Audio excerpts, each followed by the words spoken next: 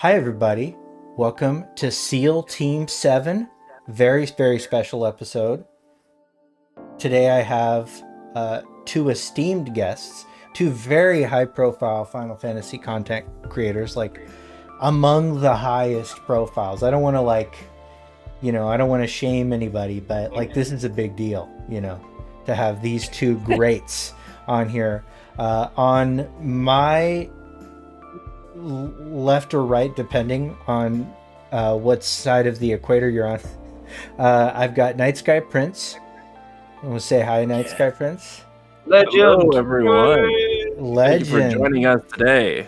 And then below me, in between us, the meat in the Baby Seal Night Sky Prince sandwich is Final Fantasy Peasant, who's joining us all the way from some obscure place that I don't even understand. I don't even know how he got there. I think he's in Eoraza somewhere.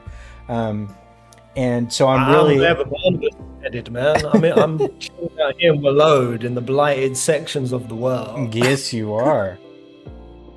Yeah, basically the Katase and Yoshida of the community. That's what UFT Josh says. My man is mobile. Yes. Final Fantasy Peasant has been very mobile. Yeah, it's been pain. Pain getting a mobile set up, especially with how the internet be in some of these countries. But hopefully I'm coming in clear. Well, you are, and you look great too. So why don't we? Amazing. That blows my mind. We'll start with you. One, tell us who you are and where have you been? So, FF Peasant, just a peasanty boy, working class. I feel so honored, but also beneath my station being with a prince and a peasant. But yeah, I've just been on a little whirlwind adventure for the last year and a half. Repping Final Fantasy for 4 years, going through the 15 arcs, of which doing theory vids was the creme de la creme. I loved that.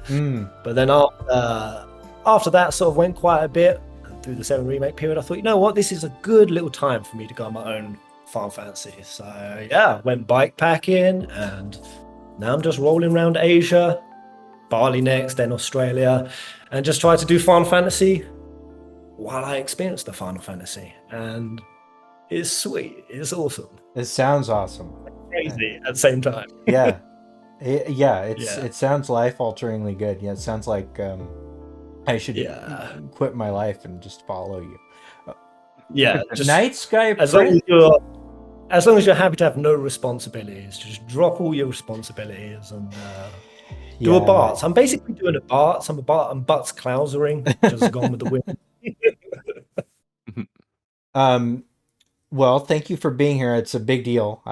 Obviously, we've tried to connect a couple times, but you've just been, adventuring the world, and it's been fun to watch you. And I strongly suggest anybody who hasn't, please subscribe to all of Final Fantasy Peasant's things, as well as his travel channel. I really enjoy watching that stuff too. So really solid stuff.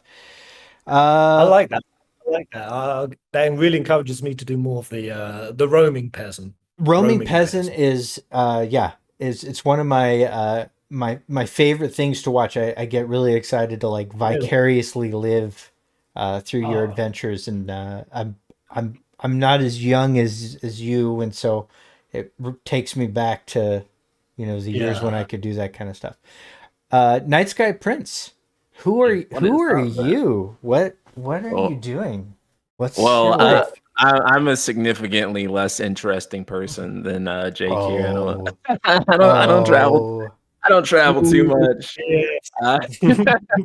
I sit in this room making videos all day. I've been making Final Fantasy videos for 5 years now. I think it's almost going to be 6 in March, which I can't even believe that it's actually been this long. It has been an incredible journey. Started out with me, Night Sky Prince started out with me making Final Fantasy 15 videos coming off of the launch of that game and covering the DLC and talking about all the post-launch support and all that other stuff. And then I think things really blew up for me like around the era of like the Final Fantasy VII remake. That's when things were like. And now we're covering Final Fantasy 14, we're covering 16, we're covering 7 remake. Basically, we cover everything that happens in Square Enix. If a pebble falls off Square Enix's roof, I make a video about it. Yeah. Yeah, if a former staffer gets arrested. Yeah. For releasing Balan Wonderland, no less. And you do, you cover it so criminal early, man. offense. And his jailer, on it. Video Game Donkey. Oh, man. Well, so whenever I see a story come out, I think I might cover it, and then like Night Sky's already covered it 8 hours ago. Like, he's done. It's so consistent. You know, that's the thing though, is there's a lot of room for that. Like I really do like hearing everybody's takes, you know, especially when something really weird happens. Or when trailers come. I love hearing everybody's individual takes. Like I've got you know, my guest chain will all basically make video. Blitz will make a video, Night Sky Prince will make a video.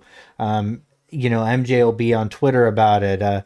You know, Sleep Easy will be in my DMs about it, and Ray Kaufman will be making something. Philip Hartshorn will be making something. I love watching all of that stuff. You know, I love seeing everybody's kind of takes on it, because I think you know, as a community, we have a tendency to really like surround an issue pretty well, and so I like seeing stuff like that. I do too, especially now, because I think I've been doing this 6-7 years, and back in the day where it was just me and like a couple of others, or like FF Union, and it felt really, really lonely, this community. And it's just been over the last 5-6 years to see you guys come in, and just the number of channels that have cropped up, for me at least, going from where it was a very, very quiet, not so covered community to now. It just makes it feel so much more wholesome. And it's great seeing you guys come in, and especially in like the past 2 or 3 years, right? Yeah. Like it's just been like so many like channels that popped up in like the past like 2 or 3 years. I'm like, oh, Final Fantasy like content communities just got like way bigger, it felt like. It has. It has. And I think there's still room to grow. I mean, well, it depends. I think the topic of today, which is you know, Final Fantasy XVI, has the potential to make or break Final Fantasy. I think this is a really important game. I'm personally, my excitement level for this is at a 10.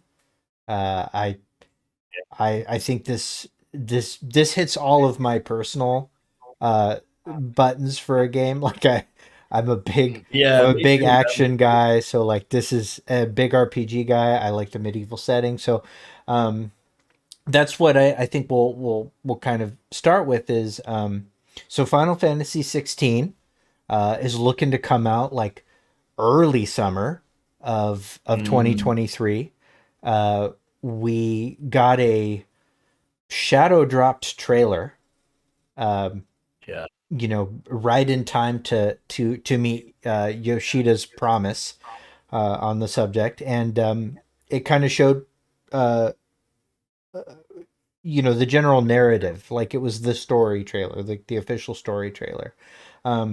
First off, I just want to hear, you know, we've had 2 trailers prior, and you know, I'm a big fan of the Ambition trailer.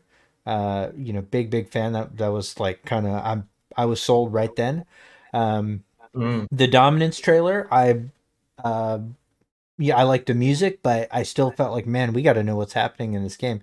This trailer really amped me up very hard. You know, with dropping some interesting lore and getting my theory brain going. So I want to hear your guys' thoughts, and let's start this one with Night Sky Prince. What was your reaction? Oh man, I really liked the Ambition trailer. I feel like you said, it kind of gave us a little bit more narrative to wrap our heads around, because before I felt like we really didn't know anything, right? We were kind of like grasping at straws, and I feel like the Ambition trailer came and really sold us on a world and the type of politics that we can expect in that world. And it also gave us some stuff at the end too, with some of the cutscenes showing the partial transformations that they can do as dominants, which I found to be really interesting, which also sparked a whole bunch of theories in my head. And I just think that generally speaking, the Ambition trailer was a really good, here is a little bit of brain feed for your brain to just kind of, to just kind of like really sink into it and start thinking about what are the possibilities that this story is going to go and what are all the directions going to be.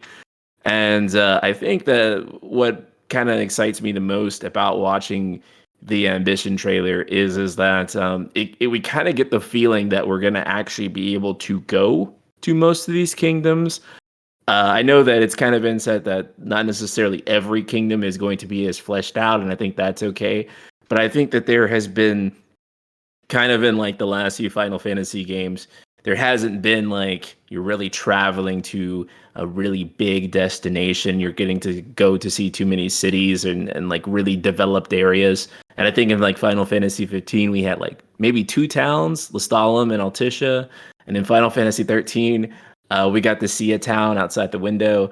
And, so we really haven't had that experience since Final Fantasy 12, where you really get into like this gorgeous city, and it feels like it's very like full of life, and there's just people, and there's civilization, there's culture, and seeing how the different perspectives of each country is going to have, and the role that they're going to play in the world's politics. So it feels like that element of Final Fantasy is returning in 16, and I feel like that's pretty exciting. That's what's excited me the most, I think, about Ambition. How about you? Ambition. For me, Ambition came at the craziest moment possible. So I just been bikepacking around Europe, which, if anyone don't know bikepacking, you basically attach all your luggage, your tent, your water filtration kit, your stove, everything onto a bike, and you just keep going with I didn't have a direction, I didn't have a map, I didn't have a route, just totally lost out in the wilderness for 2 months. And then the very moment my feet touched ground in the UK, after a horrendous 32-hour cruise ship back, the moment it touched ground, that trailer dropped. And it was pitch black, middle of the night. And I realized that there were no hotels to stay, and I had this trailer there, and it just amped me up so hard. Even though I was exhausted from 2 months of just pushing it, that trailer alone, I hadn't even seen it. I watched like snippets of it, and the excitement I felt that we were coming back to a mainline Final Fantasy just amped me up so hard. I cycled 24 hours through the night. I cycled 24 hours, got home, flopped to myself, said hello to my family, who I hadn't seen for months on end. Like, but guys, I need to watch this trailer. So when I watched that, my brain was still back in Europe and just scraped across the floor. And yeah, it was such a homely feeling. That felt more like coming to home than actually coming to home. And it's because there was so much in Ambition that just truly felt heart and soul Final Fantasy. And, I've always questioned and gone back and forth with community members, what is a Final Fantasy? Right. And whether it's a feeling, because I always feel like it's more than just the summons and the chocobos and just identifiable things. It's a feeling. And I had it to my core when I saw that Ambition trailer. And it did. It almost brought me to tears watching it. And yeah, I went through it. And while my brain was kind of very, very stimulated on it, I was still very much just allowing myself, rather than be a content creator on it, just be a fan again. And for me, that was such a big difference, because I'm sure you guys have felt it, that, Final Fantasy, when it was that personal thing, that personal love, something that came from your childhood, to when you're able to, luckily, and I love it, able to make some sort of career out of it, it takes on a different feeling. It's still a good feeling, but it's different. But for me, this was what Ambition trailer really felt like for me, experiencing it as a fan.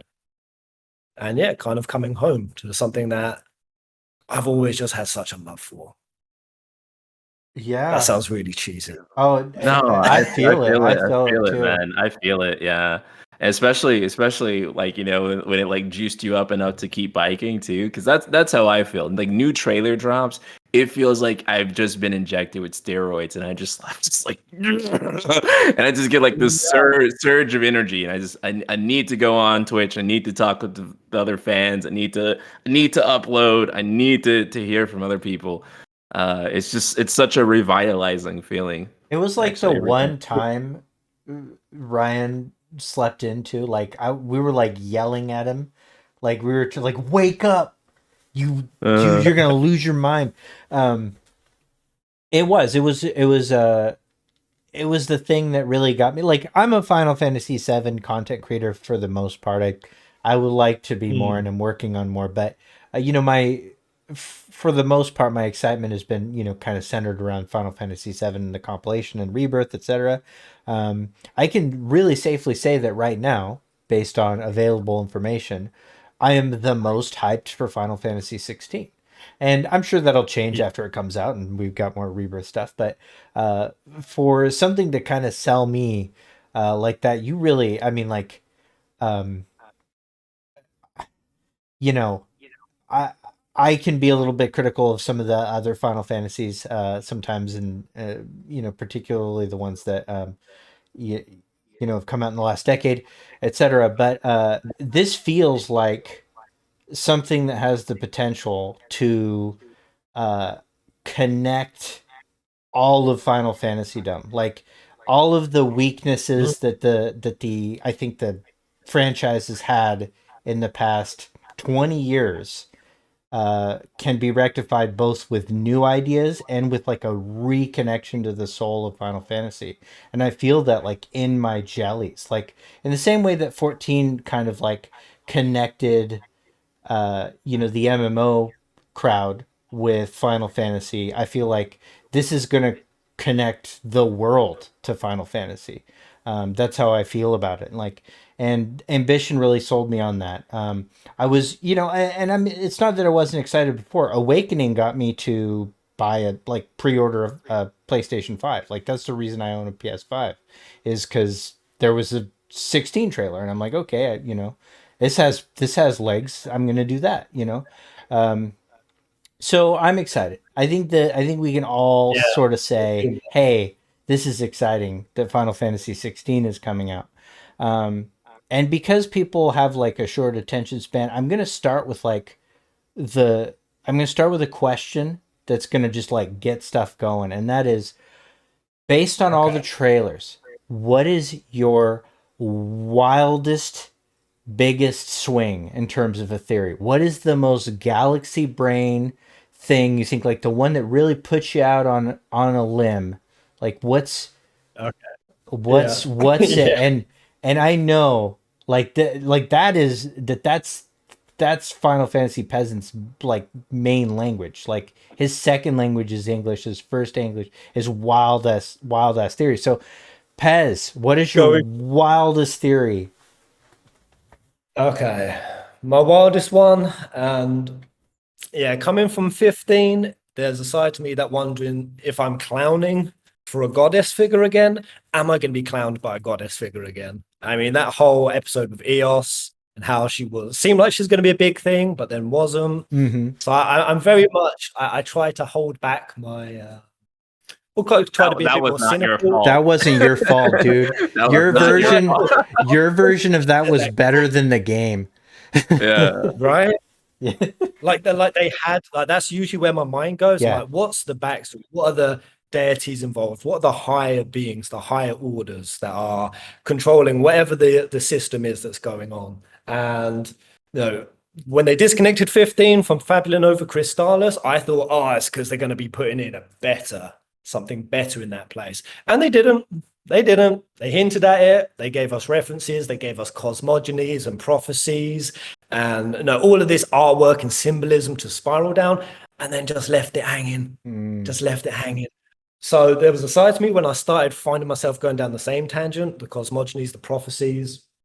I was like, do I need to hold back? But then I thought, no, this is Yoshi P. This man has more than proven to me that when he gives you hints, it's not always obvious where he's going with it, because he also knows how to subvert expectations. And that's why my craziest theory thus far is that this goddess figure that's being referenced mostly by Sambrique, it's the deity, the one true deity that they supposedly worship. There's a lot of back and forth on, because Sambrique's description is that the emperor is the one true deity and the artwork is of a goddess. But then the old wrinkly King Thordan dude describes himself as an emperor. But how can he be the reincarnation of a goddess? I mean, look at him. He ain't exactly he ain't exactly got the most feminine traits to him. So my first instinct when I was going down that spiral was that he's using whoever the little girl is. And people have gone back and forth on whether that's a girl who sat in the chair next to him. It's a larger chair. It looks like a girl to me with the braid, and she just sits there. She kicks her legs, and and then you've got Dion, who seems like he has some very different views to the Emperor. He seems almost frustrated that this war's happening, almost confused by it. He kind of questions the Emperor. Another war would just plunge everything into chaos. Kind of like, why are you doing it? So I got this real vibe at first that the Emperor was the one who was using Little Girl and Dion for his own megalomaniac kind of power trip. But then I had to just take a little step back. And when I started looking at the motivations, the timing of things, the success of Sambrique's campaign, the second icon of fire appearing at that Rosaria attack, just as Sambrique attacks. When you go into some of the other areas, which I won't spiral into too much right now, it all led Barnabas's motivation to raise the only superpower that could stand against it. What I ended up concluding, and my wild theory is that the whole Sambrique's emperor is a reincarnation of the one true deity. It's not a metaphor. It's not a euphemism. It's not false. My wild theory is that it is exactly that. The goddess is the little girl. She is the main villain. I'm calling it, guys. I'm telling you, I think Child on the Throne is our main villain of Final Fantasy XVI, and she is the one pulling the strings. And that King Thordan, who looks like he's the one who's got the ambitions and the motivations, no, he's a puppet, he's a tool, and she sat right there, and it's the person we would least expect. And that the goddess is very much playing this very subtle, deceitful game. And if she does have this ploy, because I go to 14, which 14 has often played the idea that there's these gods that want to incense its worshippers, and it gets power from being adored and worshipped, and that this world is draining because this goddess is essentially trying to incense the world, and that she is directly tied to this theme of insanity. I don't know if you guys have picked up on it. That's kind of creeping in, that there's something out there. There's talks of cannibalism and warped realities, and people going to the North Seas and coming back with their minds broken. That's my out there theory. That's a good one. That's good. That's a good one. Yeah. I'm not entirely ready to die on the hill for it just yet.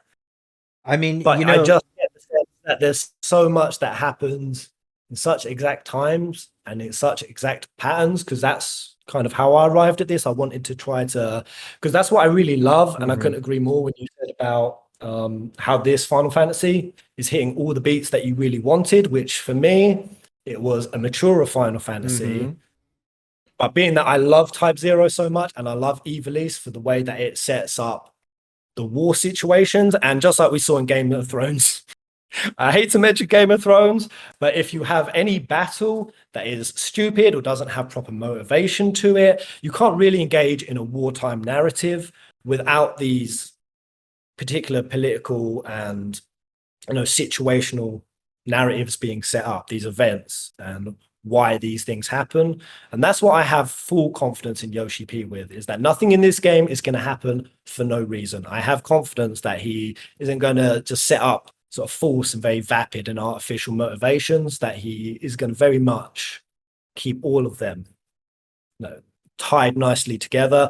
And it very much hinted at that for me when they talked about how it's very difficult to keep a politically motivated game sort of in context, within the confines of the story, because there's a lot of explanation that needs to happen there, and like fitting all of that in while keeping the story pacing from getting too bogged up and slowed down. That's a really difficult thing to balance. And the fact that they've spoken about that just really hints to me that that's one of the biggest challenges that they've had, is that there's some very complex motivations. And it seems like the way the nations are set up, and that's a big challenge that they've had. And that's why that's the first area that I started going down, trying to piece together the motivation, basically. Yeah. Damn. Very good. Yeah, and with and to that point too, with like Yoshi P and the way him and his team tend to set stuff up, like Final Fantasy XIV is like riddled with stuff like that, where I mean, like off lines of dialogue that you think won't pay off, like Right. 6 years later, here it comes. Right? It's like, oh my god, it was like, and if they weren't teasing that back then they like went back to that and said, this is the perfect setup. We're gonna connect that to this, and they make you feel like even if they didn't have those ideas back then, they make you feel like they had them the whole time. Yeah. So it's really well set up in that regard. There's almost throughout the MSQ, there's almost no like really throwaway lines of dialogue. It feels like everything kind of, which is saying something, because there's so much dialogue in that game, right? But everything ends up being something that's pretty consequential. So I think with my theory, and this is something that me and Jake here were touching on before the stream, is that fire is something that's really important in Final Fantasy XVI. Mm-hmm. And it's something that I don't think that enough people are talking about, like the significance of fire, right? The two fire icons, Phoenix and Ifrit, make up the logo. And not only do they make up the logo, but the shape of the logo is a flame. And this is something that, again, I don't see anyone else talking about this, but the shape of the logo itself is a flame. And the coloring of the logo, it's like this kind of like darkish blue, and then it rises up to like a brighter orange at the top.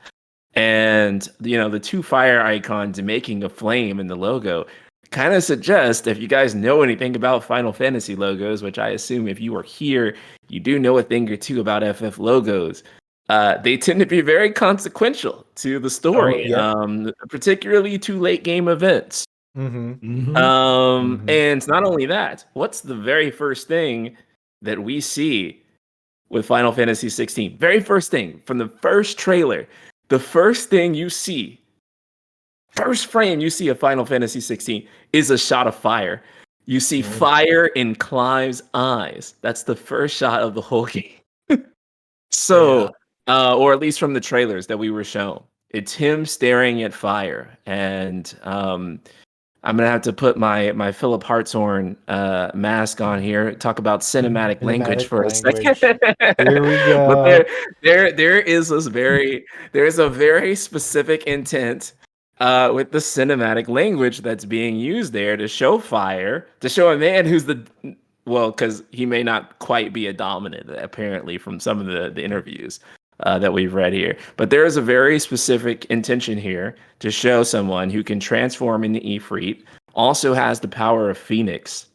And then they show him staring at fire.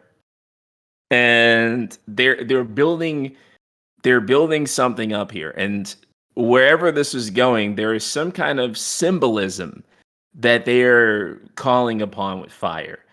And Clark here would probably be better at maybe knowing like where they're going with that, but I think that there is something to the icons of fire that make them particularly stand out from the rest, because we don't see in the artwork, the tapestry, we don't see Phoenix or Ifrit, right?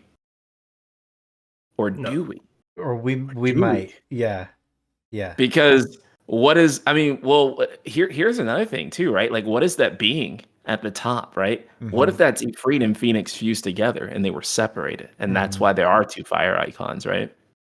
Well, And is it constitutional prophecy to you guys, that artwork specifically? Is it because they said it was written or painted a long time ago? And was it a past event, or is that a setup to the future? And I feel like we've kind of heard both.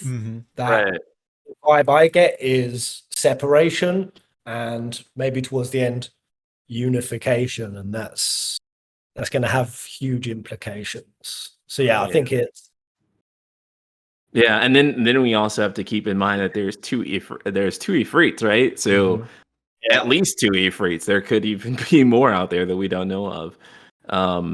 There's also some other summons that we've kind of seen too that weren't depicted in the trailer. So I almost wonder if perhaps there were icons that were banished, and they're not considered a part of like this holy lineage of icons, right?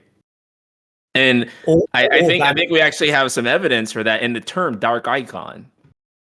Yeah. Wait, that term has actually been created, dark icon. Ifrit, if you go to the website, Ifrit is described as a dark icon. And so that terminology of a dark icon, I think, contrasted with the fact that these icons, maybe you can call them the holy icons, are depicted with halos above their head. Right? So Ifrit essentially, what I'm saying is, he fell from grace, or the fire icons in general, in some way, fell from grace. My idea. Sorry, just piggybacking off that. Please, go. Yeah. In a big way, is I always get suspicious, especially with how Shadowbringers was, when anything is described as divine or heavenly, right? That is inherently, and all that's holy is evil. Yeah, exactly. And Yoshi P has been pretty good at now bending light and dark. Too much light is stagnation, which seems like kind of Dion and Sambrique's kind of ideology, very quagmired, versus say Barnabas, who's here to shake things up and change the world, and that's bringing the fluidity in, and the halos being around everyone except for what looks like the potentially Ifrit Phoenix merge. That halo is also attached to this goddess figure, and that's why I've really focused on that, because the big setup for this world is 1500 years ago, man fought the gods and they fell. And I really went down a tangent on that. How can humans fight gods, especially humans in this setting, a medieval setting? They're not exactly going to run at God with pole arms and spears. Well, they kind of hinted that civilization was a high tech civil. Yeah, this was in like one of Yoshi P's interviews, where he kind of said this is like a high tech civilization. So in my mind, I'm imagining something like the Eikons. Yeah, right. And that was one vein I really stuck, and I was like, yeah, maybe they just had technology advanced enough to fight the gods. But then I also kind of wove in the idea of it was gods plural, and kind of with Sambrique, it's just, and the cosmogony is the reincarnation of God. It sounded like it became singular from plural. And I just wondered as well if there could be a setup going on that, as gods do, they sometimes war each other, they become jealous, they look to betray each other. And was there one God who wanted all of humanity's adoration and worship for themselves? This is the true deity. And did she gift to mankind an ability to take down her fellow deities? Because where have these icons come into the world? Why are they here?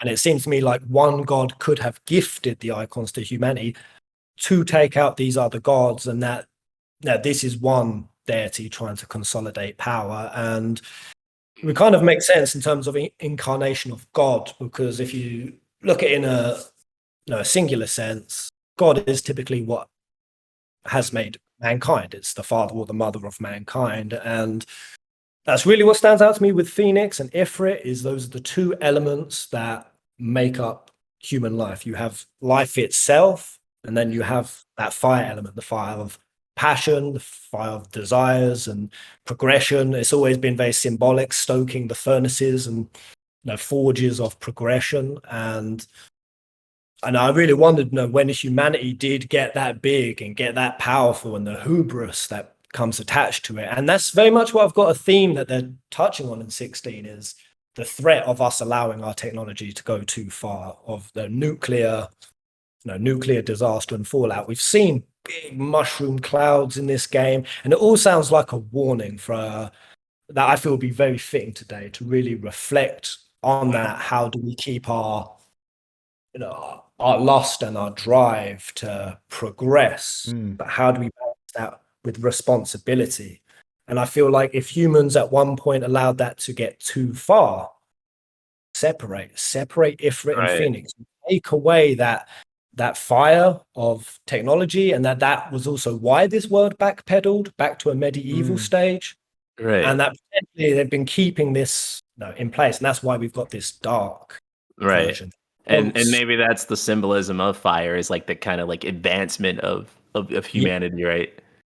Yeah, well, it is. Yeah, I mean that's the St. Elmo's fire, and then the idea of fire being a gift of the god that advances society. Like that's a very, very common mythological. It's like borders on being a trope.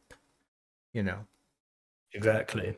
Wow. I like that's interesting. And the fire thing's interesting too, because I mean, to the point that there's no music affiliated with this icon, is that the sort of contrary element to fire is water, and the icon of water, Leviathan, is curiously missing from the Dominance trailer. Like the in the chorus, like they say all the names of the icons at the end of the trailer, which like hype times 10, by the way. That's like my favorite thing they do in the trailer is like they actually sing the names of the exactly. That's awesome. But Leviathan is curiously missing, despite being shown pretty clearly on the mural, and during the ambition trailer, there's this book. It's like the book of Final Fantasy 16. Well, that was written in this like made up language that like is perfectly ciphered to English, so we could just like read it. Like it took like Black Lion Guard like 5 minutes to just like decode the whole thing. And is that all it took? Yeah, Black Lion Guard, who's in chat by the way, is just like he is. He was legend. Like on it. He was just like on it, yeah. And Leviathan is mentioned there clearly, so it's like not even like we're just guessing wrong. Like that shit is Leviathan, right? And so the fact that water is missing from this, right, from this struggle, it does mean that there's something really elemental about fire here. And I don't know if that means like my big like this is not a big swing, but a little swing I have is that we will see the death of Leviathan depicted either historically or like in the early parts of the game, like in the first third of the game or something. I think that's going to be significant. And I think you caught this, Pez, and I actually agree. I think that we see the dominant of Leviathan in the Awakening trailer. Like, because when we're watching the Awakening trailer, we have no idea who any of those characters were. In fact, it looked like maybe Barnabas was Clive. A lot of people thought that Barnabas was Clive in the Awakening trailer because we didn't know Barnabas was a character yet. And he's in that room, and it's like if you look at everybody in that room right now, they're pretty much like dominants. So it's like a room full of dominants, and there's this one woman there who you pointed out, like, who is that woman? And I think that might be the dominant of Leviathan, and we see, the death of Leviathan early enough. Yeah, see, I really repped the idea because as you kind of go through the crystals in this world, and they've really set it up very intricately. I only found out today that there's been mother crystals before that have died, that there are dead mother crystals on this planet. Even the little detail that they've been getting mined, actively mined to create bearers, I think it was.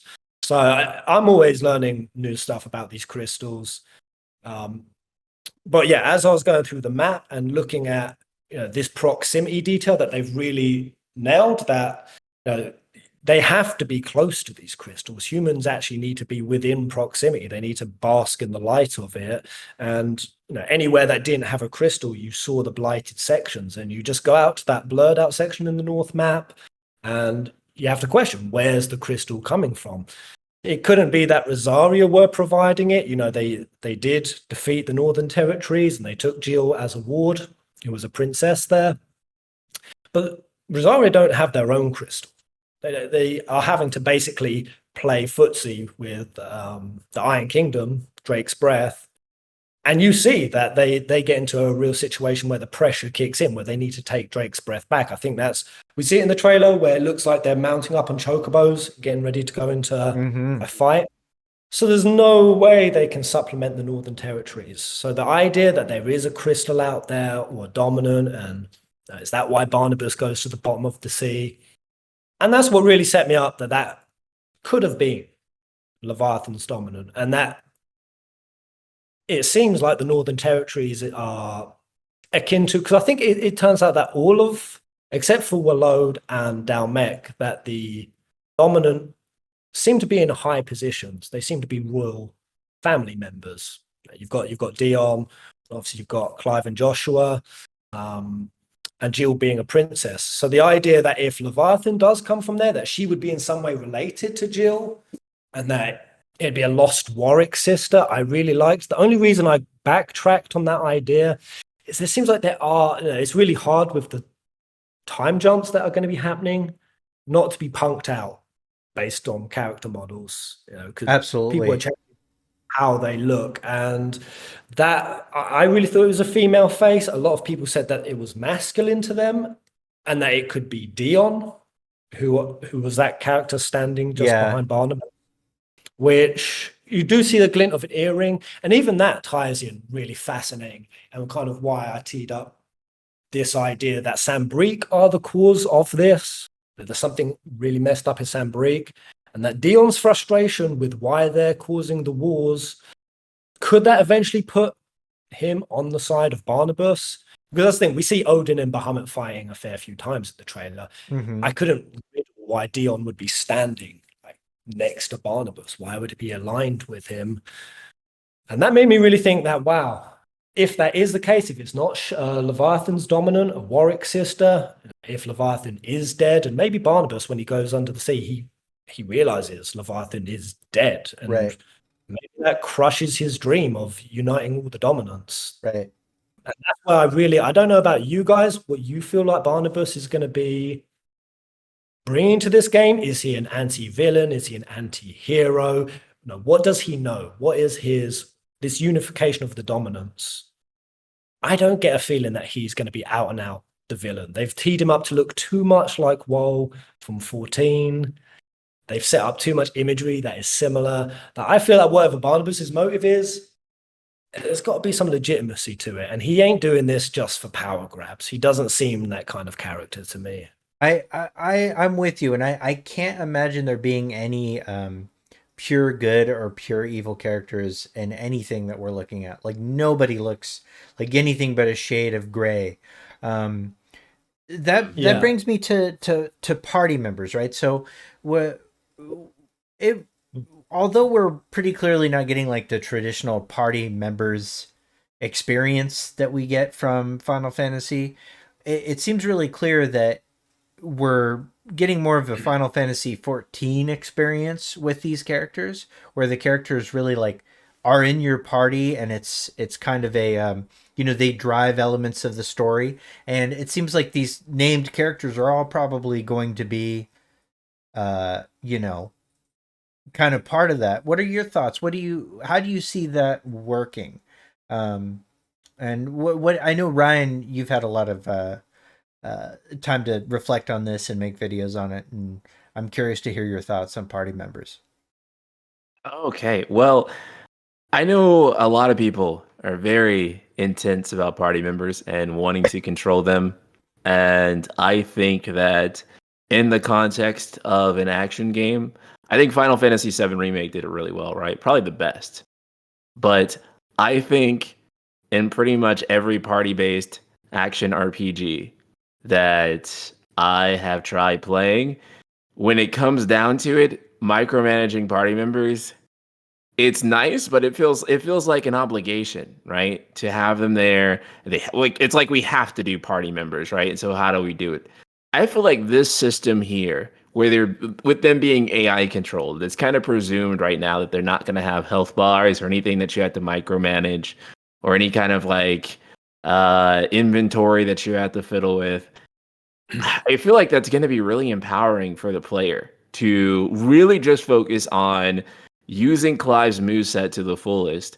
But it's not like we're not going to have party members, right? Because I feel like a lot of people are talking as if Clive is just going to be alone the whole time. And it's just it's going to be nobody else.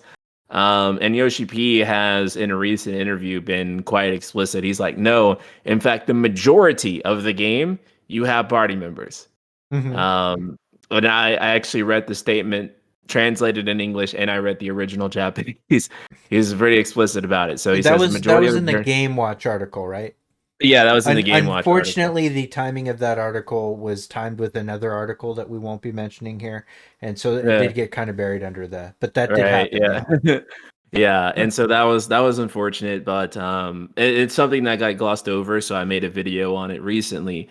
But yeah, the majority of Final Fantasy 16 you're going to have party members. So the idea that this is going to be a super lonely journey for Clive without anybody else, simply not true. Hmm. I to me, the important thing about party members is having those interactions there, the banter, the characters going on this big journey together.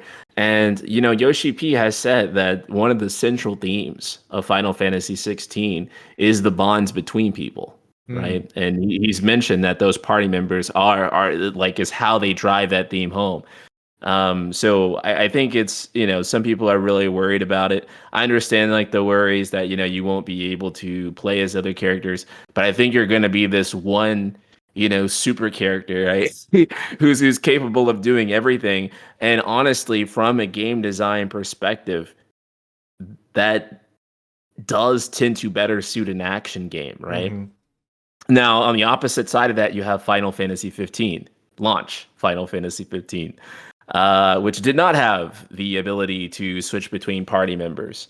And I think where this game differs from 15 is that with 15, you still have to micromanage those party members, right? And you still have Prompto running in enemy fire, and you had to like go over and heal him and use potions and constantly micromanage. So it's like they wanted you to focus on playing as Noctis, but you were still micromanaging those party members, right? And you were still having to take care of them.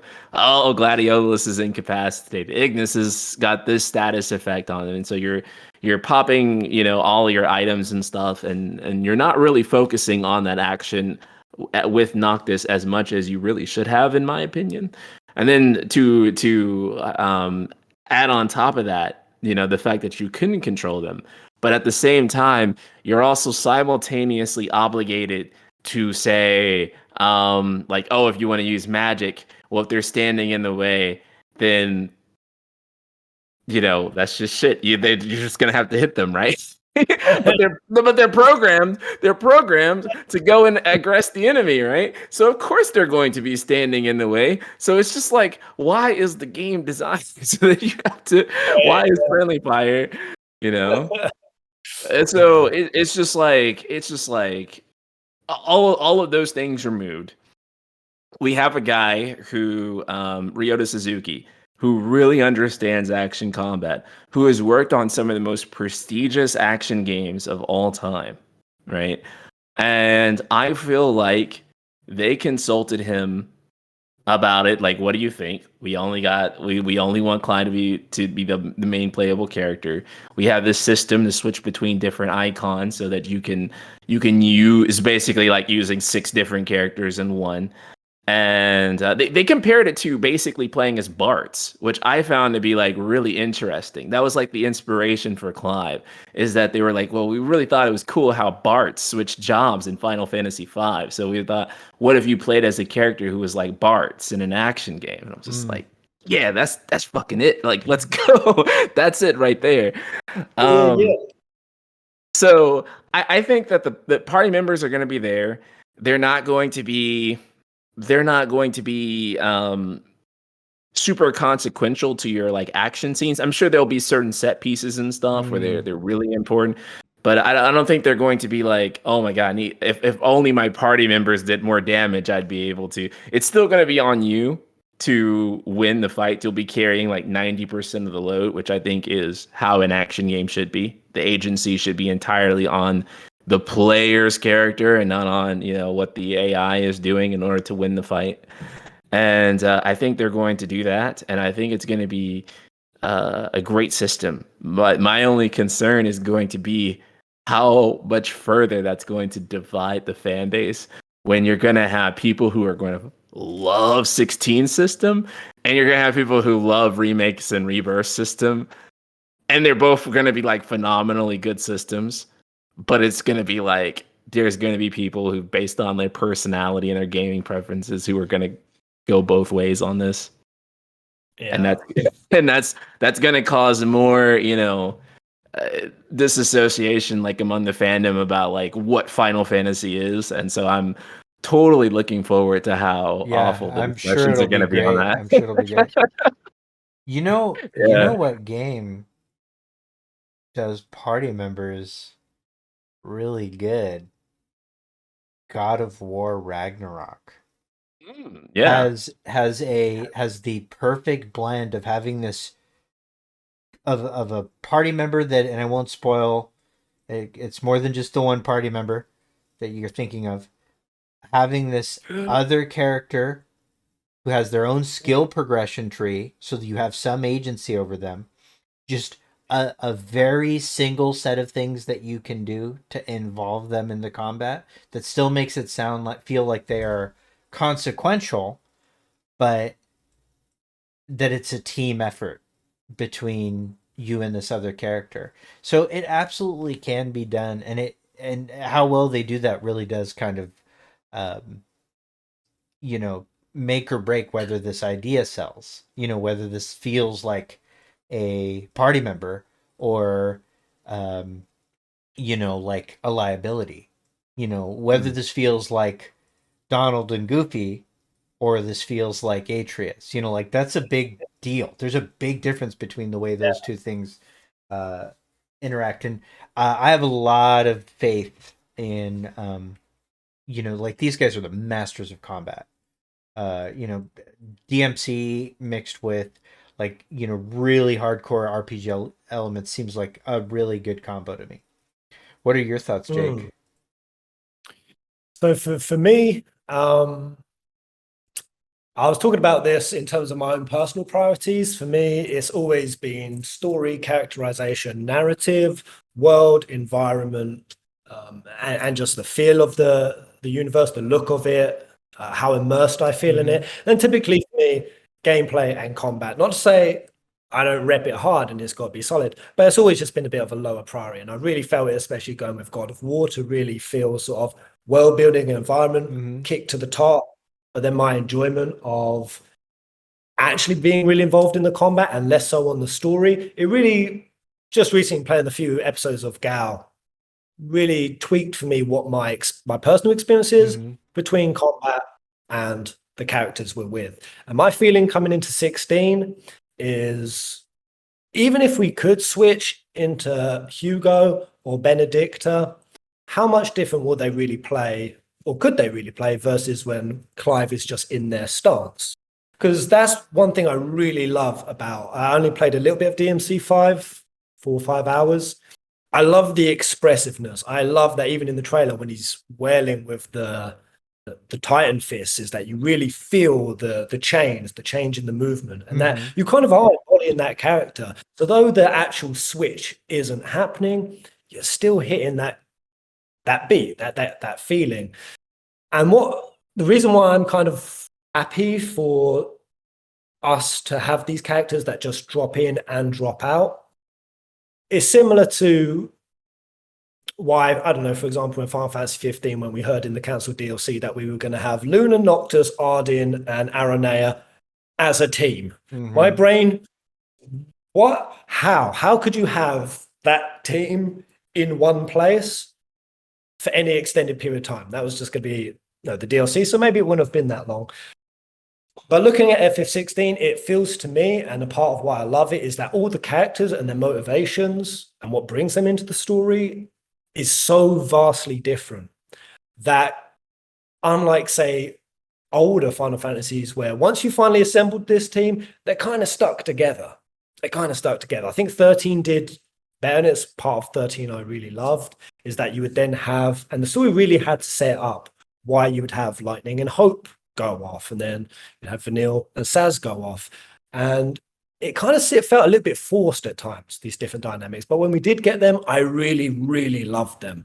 I really love, outside of the entire party, seeing these smaller scale interactions rather than it becoming just a big party extravaganza the whole way. And I just really feel it would be too difficult to keep this whole team set up, even if they did program and allow you to quick switch in with the characters. Like, even if you could play as Benedicta, if she's only in for one part of the story and then you lose her and then the story doesn't demand that she comes back for such a long time, would that end up just being more frustrating than it would actually be valuable? I feel like it would be so much time and work allowing us to play or have program commands with these other characters, would that in some way end up taking away their autonomy to pick and choose who's in this story at what points? Because that's really what I felt from the interview, is that there's going to be times where characters need to be away for a while. Right. And especially over these big time jumps. Yeah. And the thing that's really had me excited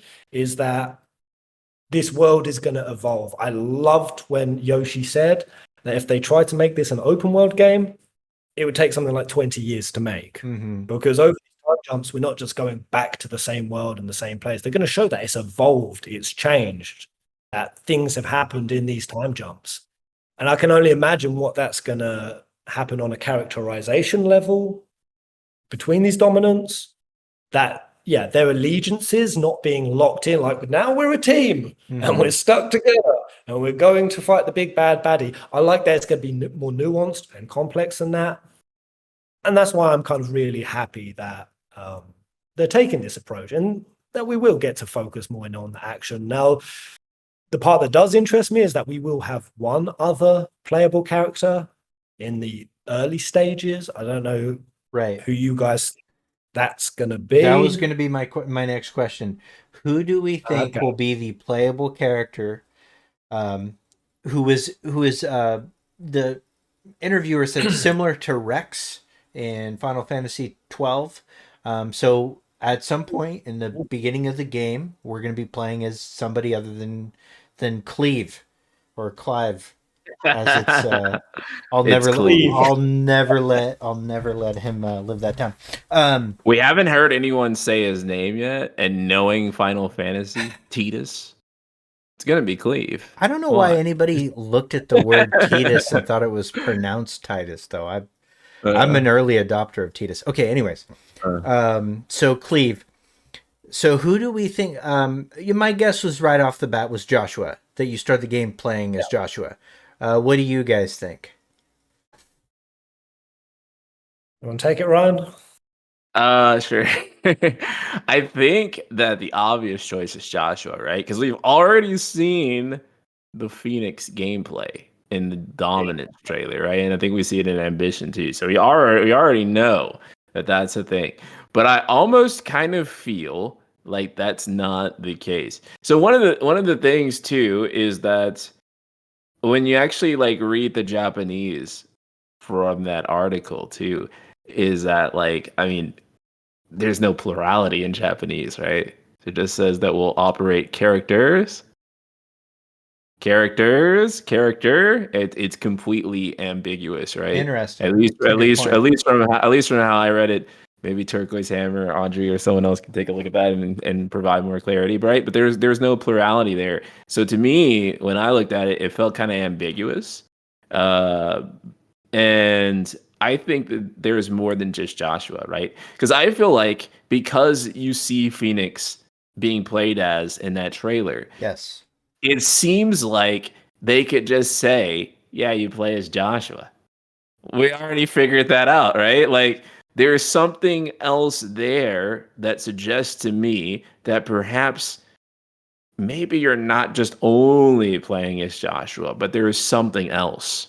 Maybe like That, like from a time before, like something that really sets up the world being right. built. Right. And it's also in to that point, I could totally see them making use of like an in medias res.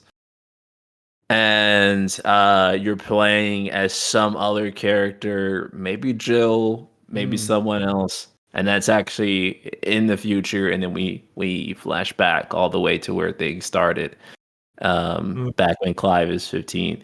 So I'm really not sure who it can necessarily be, or if it's even a character that we know of. But I have to say that if there's any character that I actually want to control, I would want to control Jill. I want to control Pepe, but we'll get to that in the next question.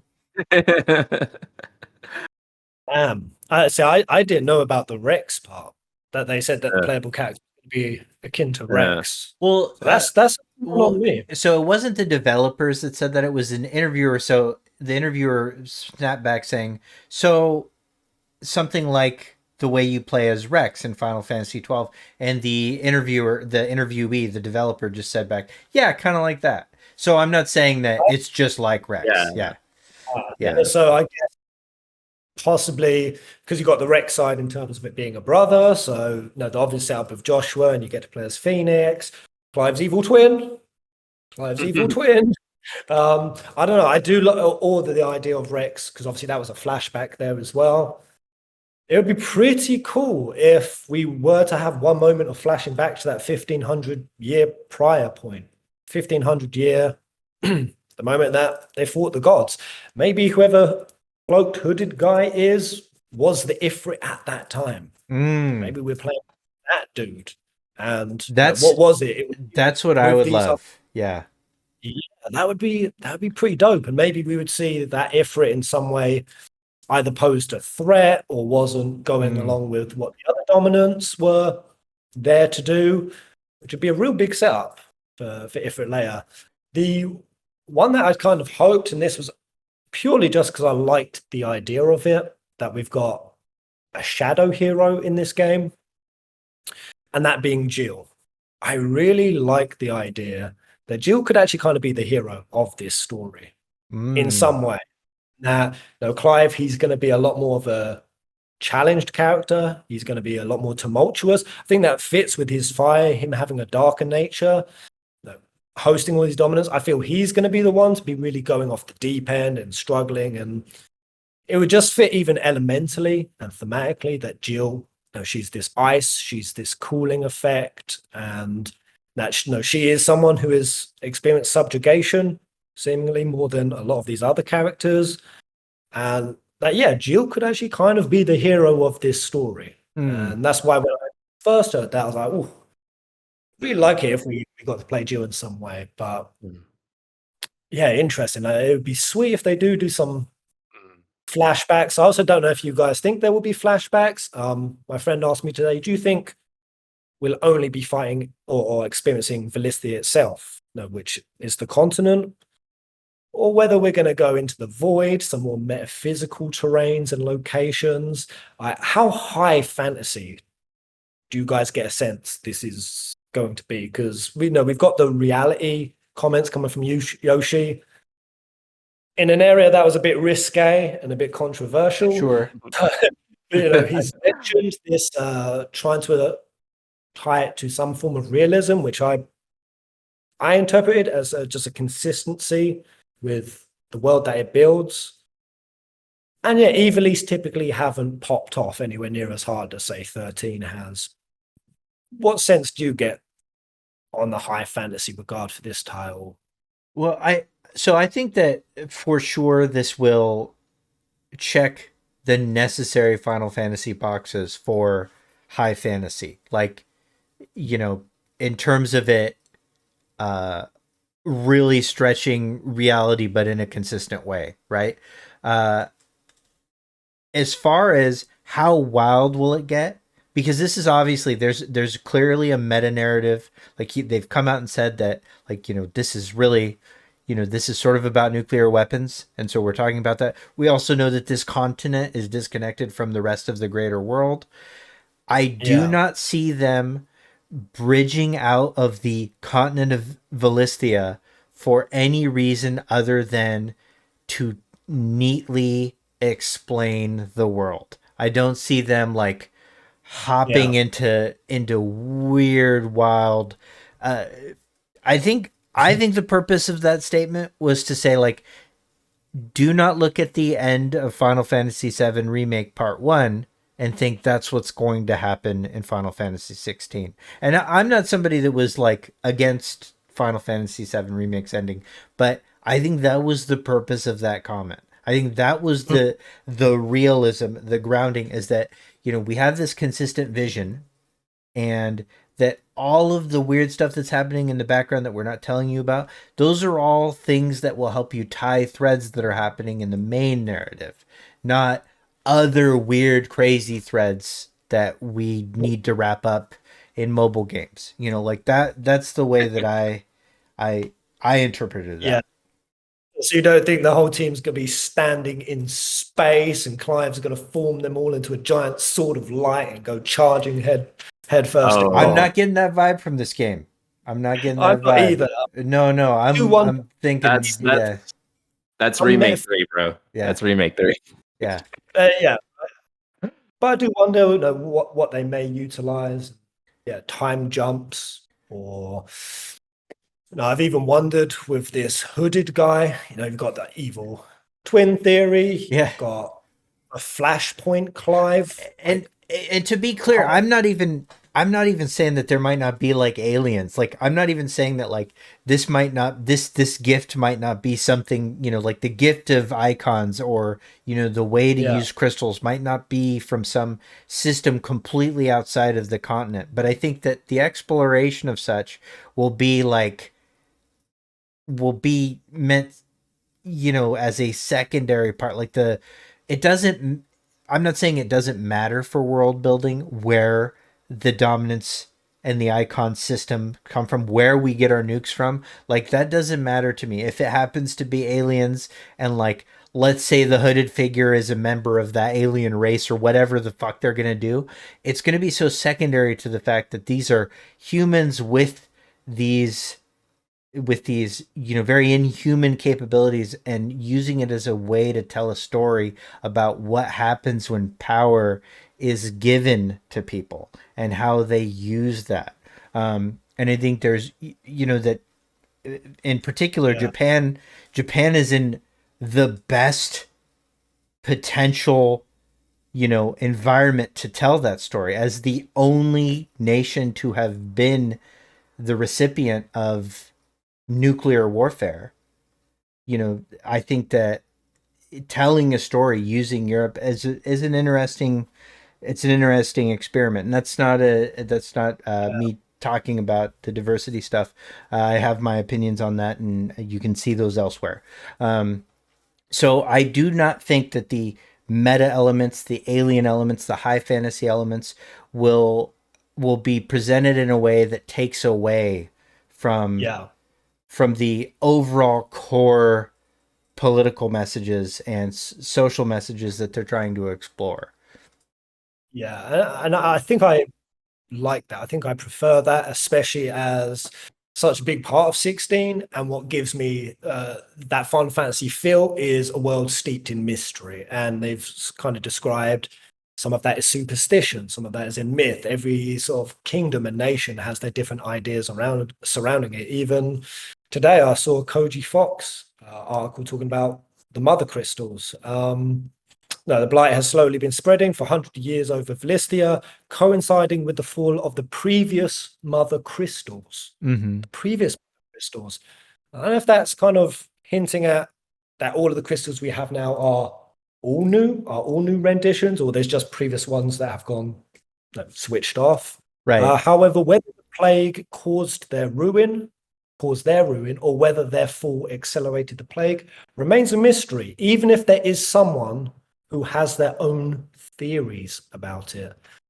That really hints to me that, yes, not ripping the veil off in this game, even if it's throughout the entirety of the game, could actually really play into what this story is trying to create, where it doesn't just give us all the answers. It doesn't just hang it all on some crazy high fantasy element. Right. Just go, there you go, there's the answer. I feel it would actually be a lot richer and more mentally engaging if they kind of leave that. And the idea of like letting theories lie, not explaining everything in a story, allowing there to be multiple interpretations. And I feel like Square Enix, even over the years, they've kind of just got more and more, maybe it's just my personal bias as a tinfoil hat wearer, but they've kind of started recognizing, leaving in open-ended areas, getting players in the community discussing stuff, not putting everything in stone. And I feel like, yeah, just someone has their own theories about it. Really just gives me that titillated feeling. That's really what got me interested in this, and that third trailer that just dropped, because the other two were great, but it was the third one that really kicked me into gear because it had so much suggestiveness to it. I feel like suggestiveness in a Final Fantasy is a really, really powerful thing. And yeah, I feel like that was something that 15 tried to do, but it didn't really back it up. It was suggestive, but it didn't really have any substance there at the end of it. Yeah, 15 wrote a big check and with an empty bank account with an empty account. With the and but you know, we still love 15. I hate, that's the thing I really hate when I'm talking about 16. It's so natural to talk about the Final Fantasy we've just had, or the main line. Of course, we had some remake, and it's always really difficult to look at what 15 did and come in as what they need to avoid doing. Yeah. And have that discussion, while at the same time not always feeling like you're just hating on a game that was at its core a really beautiful thing, and was really, really precious to me, and I love. But yeah, there's definitely things that they need to improve, and I get all the hints. 16 is not going to have issues.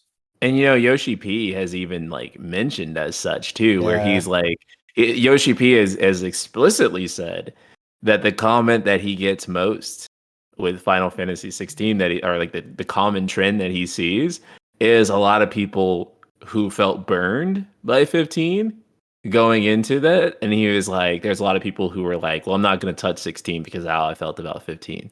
And he talked about that in interviews, and I felt that. I was like, wow, because a Final Fantasy content creator, we see these threads all the time, all day. Is all we do is kind of stare at this discourse.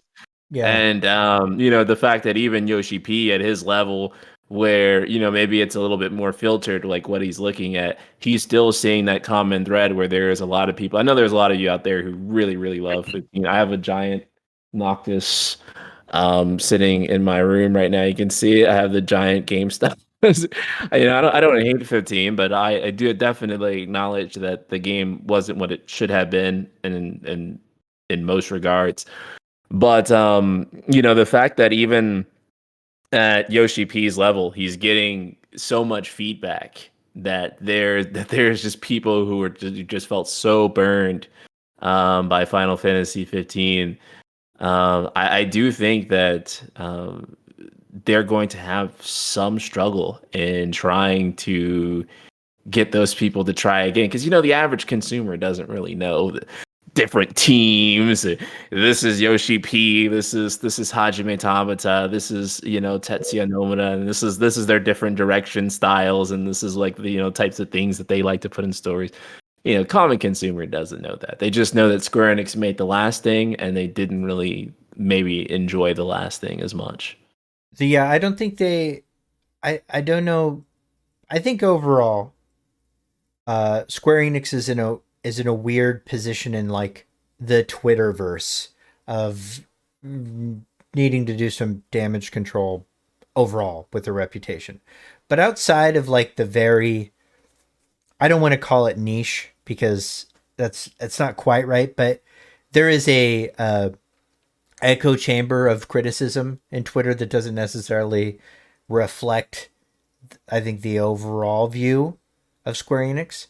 I feel like for Final Fantasy, for most people that if you were to go out into the street or go to a con, like, and say, hey, how's Final Fantasy done in the last two Final Fantasy titles? And they'd say that they're 1 for 2.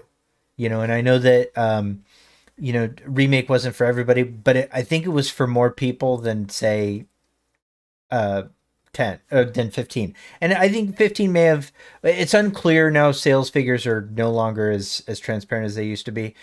Even if more people probably bought and played 15, the results, of that and the feeling that people had about that, much more mixed. And so I think that, what Final Fantasy 16 really needs to do is establish itself as something that is really its own thing, right? Because most people that you talk to on the street don't consider Final Fantasy 14 as Final Fantasy. I do. I think it's great. I think it's the reason why Final Fantasy 16, has this already cult following, despite like, the standard Final Fantasy fan not knowing why everybody's so excited about it. Like, I definitely see 14 and CBU3 as this big boon, like this support structure, like this foundation at which this game's always going to be hyped, because everybody that is stuck with 14 through all of the transformation that it's gone through is already sold on 16. Like, they will play it blind. That's how much. But for the general fandom, like, 16's got to really stand out as its own thing. And I was concerned with Awakening and even Dominance, but Ambition, I'm not concerned. I think they really know what they need to look like. I think they really have an idea of how Final Fantasy is perceived. And then all the interviews that coincided with Ambition, other than that one, really let me know that, like, they know what they look like. And I think that's super important. Okay, enough on the marketing. Back to theories. Who's the hooded guy? Oh, man. Who wants to go first?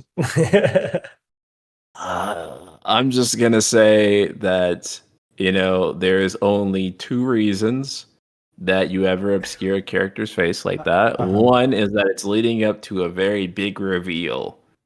But the more likely and more common use of that trope is that it's because it's a face that you've already seen before. That's right. If you play Final Fantasy XIV, every time someone shows up that's hooded, it's always someone under there that you know, right? Or every time they obscure like the face of a character, it's always someone that you've seen before. So I think that there is a 90% chance that it is a face that we have seen before, and a 10% chance that it is a face that we have not seen before.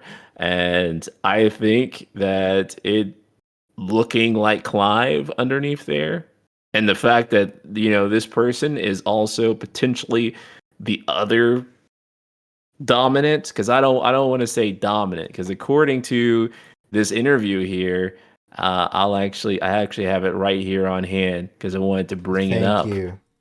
They were asked, but Clive is not a dominant, is he? Even though the summoner and summoner fight, the summon and summoner fight together, or fight. Clive himself is not a summoner, is he? Everyone looks at each other. And you know me, like, you and I talk about this a lot. I have been on like Clive is not a dominant train since the beginning. Yeah. I have not thought he was a dominant, and I don't think there's anything that actually says that he's a dominant. Right. So and of course the setup that we're given is that he's not a dominant, right? But then also he can transform into Ifrit. So then there's this weird question of what is Clive, right? Right. Because he's not a dominant. And one of the other thing too that they've given from these interviews too is that there is actually another type of character called a bearer, Right. right? And what a bearer is a bearer is someone who can use magic from the mother crystal. They can channel ether. And they also suffer a lot of the same side effects that the dominants do as a consequence of using magic. However, they're not dominants, right? Mm-hmm. And Yeah. he also said that there's a lot of persecution against people who can use magic, right? You have to think that this medieval time, you know, I mean, think about like, and this wasn't obviously in the medieval times, but like think about like, you know, like Salem witch trials, for example, right? Think about these primitive people seeing people use magic and stuff like that, and how they must feel about like the utilization of magic and sort of like kind of having these prejudices against them, like in the same vein that they may have against witches, right? So I find that to be really interesting, but I feel like Clive is not a bearer either. I feel like Clive is like this entirely unique entity, and I feel like whatever kind of entity that Clive is, the hooded gentleman, or it's definitely a guy because we heard the voice.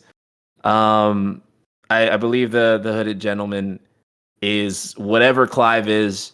He is also the same thing that Clive is, whatever Yeah. that is, which probably is not a dominant or a bearer.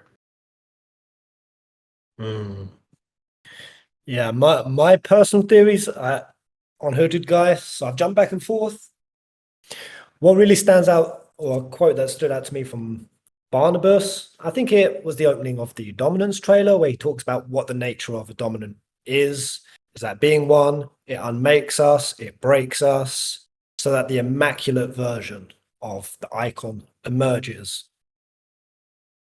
And when you look at in the trailer, Dion and Hugo and Benedicta holding their heads, screaming, and how they're slowly going to be degrading. And I don't know if you guys have picked up on the color schemes going on. That was something I really focused on. Why sometimes their eyes are blue, why sometimes they're orange. Just a reflection of when they're depleting or they're in a not so rich ether environment. And as I sort of tunneled down that, I got a real sense that as these dominants have, my theory is these dominants have two fates. Is that they either become that immaculate version, unmade, to lose their humanity, something that Barnabas seems very much ahead of the curve of, letting go of his humanity so the strongest version of him can emerge. Something that seems to be passing on to Benedicta, because she seems to embody that philosophy as well. That's really what I think Benedicta is going to teach Hugo. We've had that set up, that she's going to be teaching him something.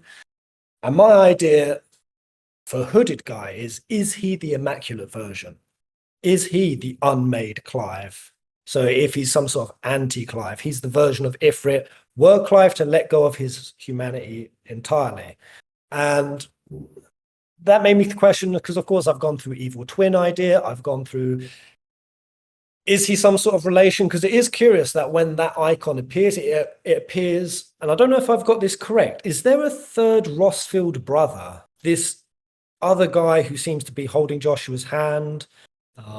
He's appeared time and time again. He's the only one who sees, or he's the first one to see the second icon of fire in the courtyard. I thought I feel like I don't know. I heard it from the Japanese, because I think he says Joshua, wake up in the English. In the Japanese, he says, brother, please wake up. Right. Regardless of what that is, this guy is close to the Rossfield family, Sure, which that at least shows that there's a knowing. Why does that hooded guy transform in front of him particularly? And my idea was, is this the immaculate version? Of course, I then tied that into my goddess theory, that there is some being that's trying to incense the world. trying to get them to lose their minds. And it's also how the trailer was broke, because the trailers can be very, I'm sure you guys have gone around in circles on this, how deceptive the trailers can be. They piece one thing where you think it's said to that person, but then you look again and say, oh, the lighting's clearly different. So sometimes it's clearly done to be very tricky and tricksy. False. Other times I feel like it's quite the opposite, and it's telling us something very directly. And what stood out to me when hooded guy appears is it says in the details that when the second icon of fire emerged, all of the dominants all around the world simultaneously had this sort of psychotic episode, which plays to me at least that whatever played this hooded guy into this situation was intentionally trying to trigger or is attached in some way to this insanity. So my thinking was that a play from this goddess being? Has she played this being into the equation? And that's why it coincides so tightly with Sambrique attacking Rosaria. Because that's what's really, I've tried to logic in my mind is Sambrique obviously had a motivation to attack Rosaria. Was it just pure coincidence that this second icon of fire emerged at this point? And what's the fallout of that? Who's in control of Rosaria throughout this game? The Emperor makes it sound like it's Sambrique. He says we've pretty much got control over all of Storm. But then we clearly see a scenario where it seems like this Dark Ifrit is running Rosaria, because we see Clive with those guys with the tattoos, the Ifrit's brands. So who's running Rosaria? Is it Dark Ifrit or is it Sambrique? And that made me put two and two together. But what if it's one and the same? What if that deity that is running Sambrique is real, is literal, and has brought that second Ifrit in, and is not only doing that, but doing everything to try to either, I don't know whether it's to prevent Clive from reaching his fate or to propel him into it, because everything that happens seems very personal from this hooded guy. He brands Clive, he sticks him in a outcast group who don't have any free will of their own. Then, after taking over his home kingdom, he goes specifically for Shiva. And I thought, is it because, Ifrit and Shiva are mortal enemies? But then also, is it because there's a love interest there? Is it because Jill is close to Clive? It seems very, very personal. And I don't know if that's to break Clive and prevent him from coming into his fate, or to do just the opposite. But the reason why I've tied the goddess figure and this Dark Ifrit into one vein, because if you look at the trailer, when they're losing their minds and they're screaming, the violins are slapping, and then we go through Benedicta's eyes, and we go through the brain networks. The very immediate shot after that is Benedicta opening her wings right in front of that goddess statue, right at the back of it. And it's the only time that we see Benedicta's eyes are blue. Everywhere else in the game, they are orange. And that just gave me this hint that the source, if indeed it's not just a random cut, that the source of this insanity, whatever is coming out from the North Seas, whatever is unmaking and breaking the dominance, could be tied back to that goddess. That's why that figure was there. She's in close proximity to the creators, the one who gave the icons. So my idea is that the Ifrit is intentionally placed there. And even the branding, it just is too obvious. Why would anyone want to brand with a mark of Ifrit if it's not to leave a very obvious breadcrumb trail? I don't think it's just an egoic thing. You brand someone just to feel tough and tyrannical. It feels like someone's trying to lead someone to Clive. And the fact that the moment Barnabas hears about this second icon of fire coming into the world, he sends Benedicta in pursuit of it. That really sets up why we see so much Benedicta and Clive fighting. So whether it's a mistaken identity, whether it's an anti-Clive, a flashpoint Clive. So I've even got to question, we see icons fight in these trailers a lot. None of it necessarily means death. We see Jill and Hugo fight, and Jill's just incapacitated. who's to even say that when Ifrit looks like he's tearing the wings of Phoenix, he's not just incapacitating Joshua, and he's keeping him. He's keeping him throughout the entire game. So that could even set up, whether it's a Clive who's lost his mind, or it's a Clive who's actually very much consciously in control, and it's a Flashpoint Clive doing a very difficult thing, which is to go to an important moment of time and actually protect his brother. Who knows how backwards this could be? There's so many twists and turns that this could be taking. My other idea is that it's none of them, because this hooded guy seems like he can do one thing we've not seen any other dominant do. We see him when he's just purely fire. Right. He has no form. He's entirely amorphous. Not seen any other dominant do that. That at least implies that this thing can shapeshift, can change its form. Maybe it picks the likeness of Clive for just that exact reason. He wants to take over Rosaria and fakes that he's Clive to do it. Maybe that's why there's the interaction with the brother. It could all be deception. It could all be as part of some big, grander plot. But yeah, those have just been some of my thoughts with. Yeah, it's interesting because one of the things I was thinking about, like while you're talking, was going back to the blight, because I feel like the blight is something that a lot of people have kind of overlooked too, and it seems to be a lot like the Star Scourge, where it's causing, basically they're saying that day gives way to twilight, so that days are getting shorter and more darkness is happening. And, Valistia never looks like really like well lit, like peak daytime. It always looks like twilightish, like during the day. And I'm kind of thinking, is there a symbolism between Valistia getting darker and the icons of fire, the sun? And I'm feeling that there is some kind of connection between the icons of fire and the sun and darkness, That's just the Strangers of Paradise filter that they put over the trailer, like that coat of Vaseline. Yeah. That's all. That's all. Yeah, man, you gotta add that. That's how you know you're gonna kill KO. That's a Final Fantasy thing, yeah.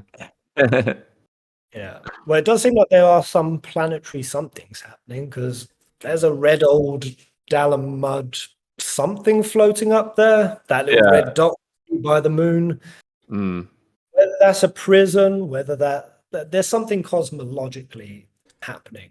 And I do also think it's kind of a big coincidence that, or not a coincidence, but obviously a setup, that they told us that there can be hundreds of years between dominants emerging. I was really confused, especially with Rama looking like he's going to turn to stone. Does that mean like another Rama would immediately emerge? Can it go into a fully grown adult? Does it have to be born from the ground up? We've got some details on that. There could be hundreds of years in between a nation finding its next one. But at this particular point in time, and I was a little bit disappointed with it, but he said, at this point, all dominants exist. All dominants exist, and that there's not going to be any surprise icons. Right. So I feel like it was a lie. Yeah, I just was like, no, that's a lie. They showed a mystery icon in the trailer. We still don't know who the question mark icon is. Like, yeah.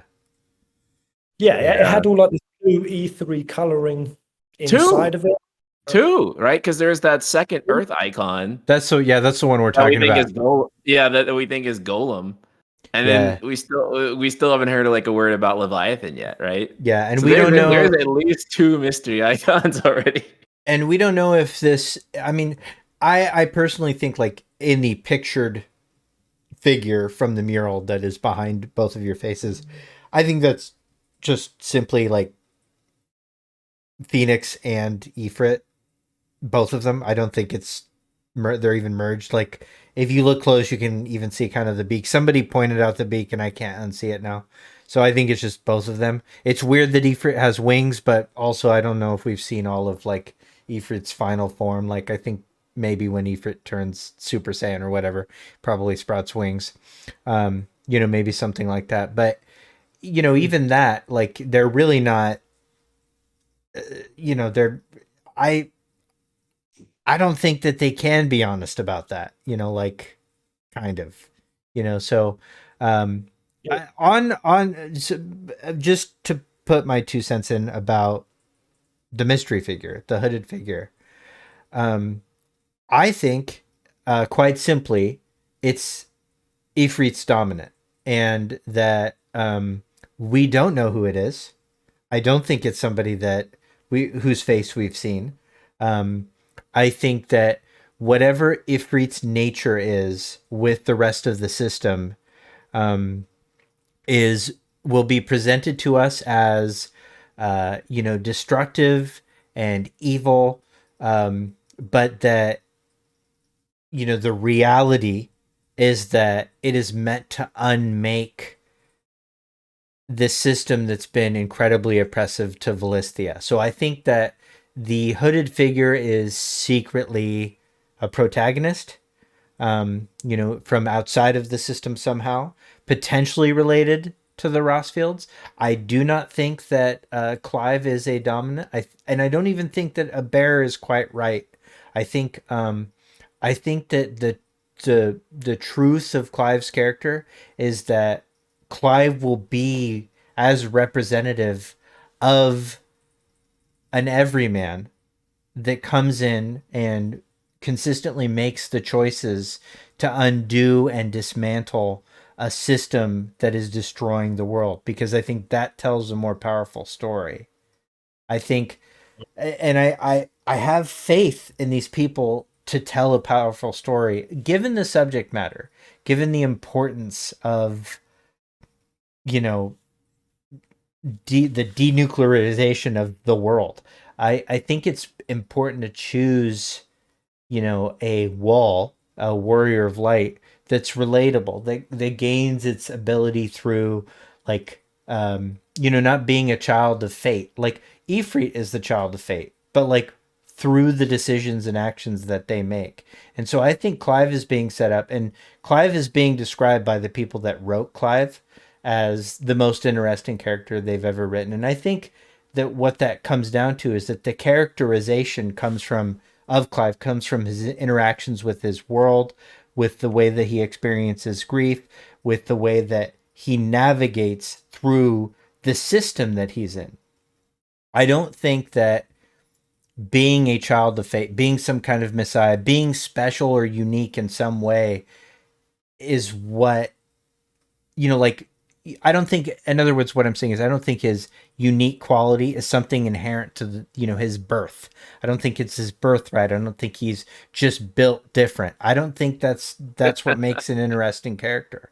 And I don't think that's what's going to make Clive interesting. I think Clive is going to be astonishingly relatable, to some of us. I hope so. That's very much a vibe of this entire game. Yeah. Is unifying people from totally separate cultures, ideologies, belief systems.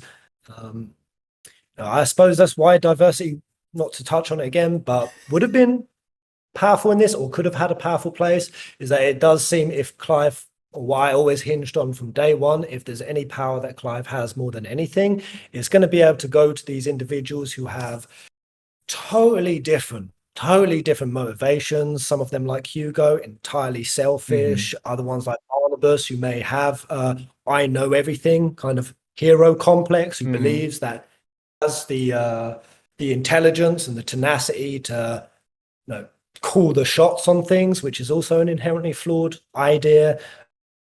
Whatever Dion, who doesn't seem entirely war hungry, he actually seems kind of the opposite to that. But he's going through maybe his own struggle. Maybe it's a parental trauma. It's something that's always suppressed him. And that, through all of these characters, there's going to be people who us as players are going to relate to in different ways. And what is it that reconciles all of these individuals to do something bigger, to be bigger, to be better? And that if there's any power, Clive, that's going to be really inspiring, it's going to be that one. And so, I definitely agree. Immaculate, special, magical origins, if it detracts from that essence of Clive, I think I'm with you that I would actually prefer, I think it would be more powerful to be the former. And Clive's going to be so relatable too, right? Like I feel like you have this character, and this is the first time that I've seen this done in this way in Final Fantasy, but also it's kind of hard for me to think of a single video game that has shown a character and you basically are like three different major points in his life: 15, 20s, and 30s, right? And I feel like, and that's where like most Final Fantasy fans are at right now. There's late 20s to like mid 30s majority. And I feel like showing that progression of him from a teenager to a 30-year-old man is going to be something that allows you to kind of root yourself in Clive in a way that maybe like you don't with other protagonists, right? Because you would have kind of seen that whole timeline that kind of like leads him to be that man that he is. Agreed. And I do want to touch on this before we move on to the next little topic, and then we'll start taking audience questions. Is that I think, on the Mystery Stranger and the relationship between Ifrit and Phoenix, and why that's really obviously like the crux of this. So, and this is not my own personal take, but it's pretty hard to ignore the importance of religion in a social commentary on nuclear warfare and the way that nations duel and the way that religion is often weaponized, especially around the time World War II. So it's hard to like ignore that as a potential source of lore and a foundation by which the narrative is sprouting. And so if you look at they have to choose from summons that are affiliated with Final Fantasy lore, and they chose two fire summons that really represent Jesus and Satan. Now, so Ifrit is, even though Ifrit is a jinn, because of the way that Arab folklore intersected with Abrahamic faiths. So in Quranic and the Hadith, there are depictions of the Ifrit, which are a type of jinn that sort of start to fuse mythologically and get really, like the lines start to blur between demons and jinn, and particular with the Ifrit. Many Ifrit get a name in the Hadith that are associated with demons in Gnostic and even Kabbalic lore, right? So if you look at 2,000-year-old texts that sort of name demons, they usually get named gods that were considered like heresy, like heretical gods. So like there is an Ifrit named Leviathan, which can get confusing.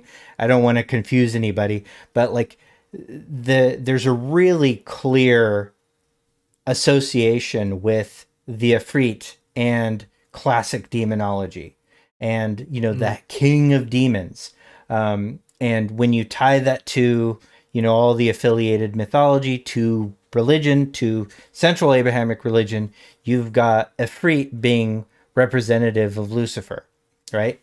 Joshua is literally Yeshua, which roots from Jesus. Like the word we use for Jesus is rooted from Yeshua, right? So when we're talking about Joshua's root is the same as the resurrected Christ. So it's not confusing at all that Phoenix, a symbol of resurrection, gets affiliated with Joshua. So you've got this representation of Jesus Christ, and you've got this representation of Lucifer.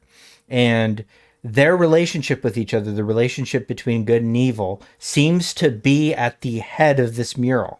And if you look, there's these rings, and they look like halos, but they look more like nooses to me. They look like the one ring that controls them all. Like, so that the very conflict between these two icons seems to be at the center of dominance, right? And so whatever's happening is meant to break this order. That's what it seems like to me. So I think that the mystery figure will have a name that's something more Luciferian. I think that that the actual sort of foil to Joshua will be this named hooded figure.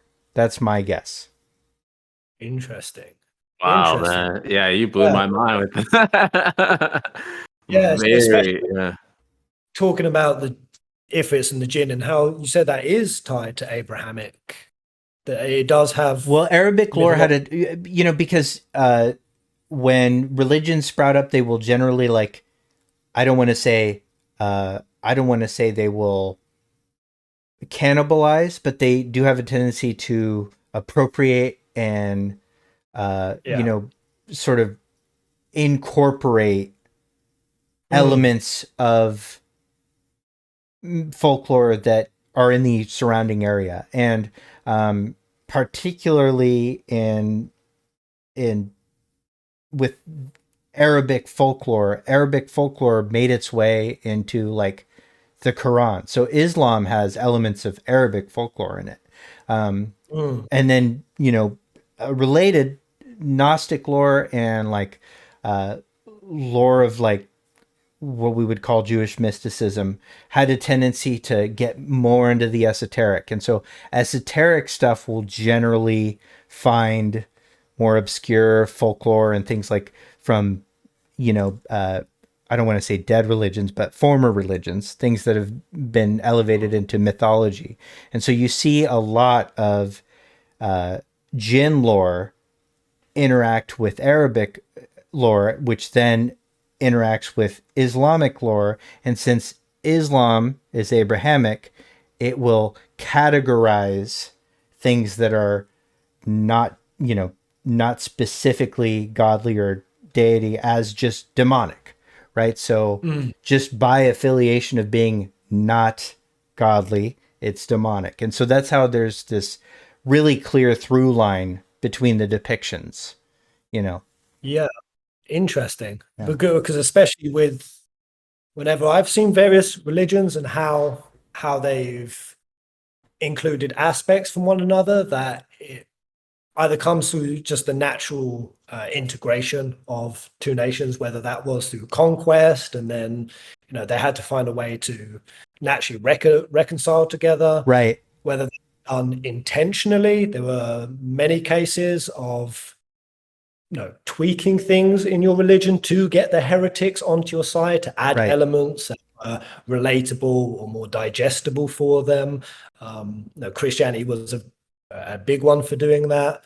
That's why Christmas is a thing. Right. So there's very much an intentional aspect of it. And it was curious as you were speaking to think along those veins of what is considered heresy. And if these jinns and these more Luciferian kind of characters I hear that they kind of not necessarily circumvent, but they massively challenge that really, what I was just saying earlier in this podcast, really does fit nicely with the idea of Clive being a unifier, but also having to tackle with these different ideologies who will be very, very much indoctrinated, very much dug in and stuck in with their belief systems. And how's he going to reconcile that? And it's very, very curious, especially when I was just in my little weaves down into the Abrahamic lore.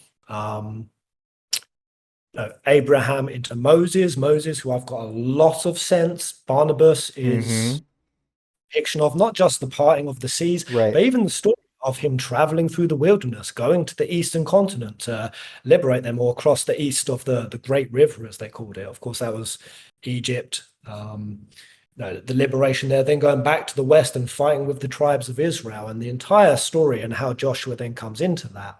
Because it's really cool seeing Black Lion Guard. I don't know if he settled on it, but this book in 16 that opens the trailer and closes it, author of it, of it is Joshua himself. This is literally the book of Joshua. That kind of blew my mind, and that's why I really dove down the Abrahamic line. And there was so much once I went into that. Little things like even between different kingdoms marrying, how some see that as outright heresy. There was a really big story in the book of Joshua that if you married someone from out of your kingdom, of which I got a real sense that there's potential that Joshua's father, the Archduke, potentially done that with the mother. She doesn't seem like she's potentially from there, that if you marry outside of your kingdom, fire will befall your nation quick and swift, that your cities will go ablaze. And as I was reading through it, I was like, I've got the trailer flashing through my mind as I'm watching it, and it's very much about worshipping the one true deity. But when you had all these different tribes who had all these different versions of God and what they thought was the one true deity, that there was some very complex reconciliation needed to be done to unite them to the point where it just wasn't endlessly warring. And yeah, the number of beats that I was picking up as I went down that spiral, it seems very intentional, but the way you piece them together, dude, it's your superpower, man. It's your superpower. Yeah. I enjoy the myth curiosity, but it's so complex. I wanted to add on to that, especially with Ifrit maybe having a parallel to Lucifer, right? We know how much Japanese writers like to include, well, yeah, for one, Lucifer. They love including him. They think he's really cool. But two, they also really love puns, right? And so there's kind of a pun in Japanese whenever you say Clive's name. His name said in Japanese would be Kuraibu, right? And so Kurai is darkness. Oh. So there's literally the word darkness in Clive's name when you say it in Japanese. Are you saying it's Kurai, Kuraibu? It's not Karibu? No, it's not. I'll never let you live it down. But basically, and then that goes back, Ifrit, dark icon, right? Yeah. And then you connect that dots to him having parallels with Lucifer, and then again, Clive having like that word for darkness in there. And then also you could even probably further extrapolate that out to, again, this blight that's causing, the land to be swept with darkness. There's connections there that I can't quite put together. But there is something there. There's threads there. And Clive and darkness and Ifrit being described as a dark icon and the world slowly getting darker. There's some sort of thread that's happening. Absolutely. Yeah. There.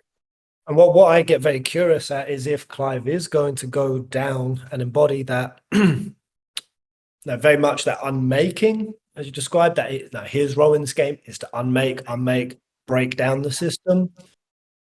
What's then going to remake it at the end? Because a big part of the book of Joshua is after all of these tribes of Israel warred endlessly, is that one emerged and that he was the one who would give people their allotted land, give them their fair space. And we see that very much in what Black Lion Guard, that the God incarnate would emerge, that his followers would flock to their individual deities, and that there would be a reconciliation at the end. And I've wondered if that's going to be Joshua's return. And I don't think any of us believe that Joshua is out and out gone, whether it is going to be a resurrection, whether he is actually contained. I mean, the symbolism that he's contained within Ifrit, the idea he might be the author of this book. He is described as kind of being very frail and a bookworm. It doesn't sound to me like he would have wrote this book as a child. So I do wonder if Joshua is cognitively there throughout this game, and that if Clive, and it would be just the symbolism of fire, of destruction, of breaking down, and that the aspect of Joshua, rebirth, a new beginning, that he's the parallel to that. He is the one who is going to, well, between the two of them, they are the God incarnate.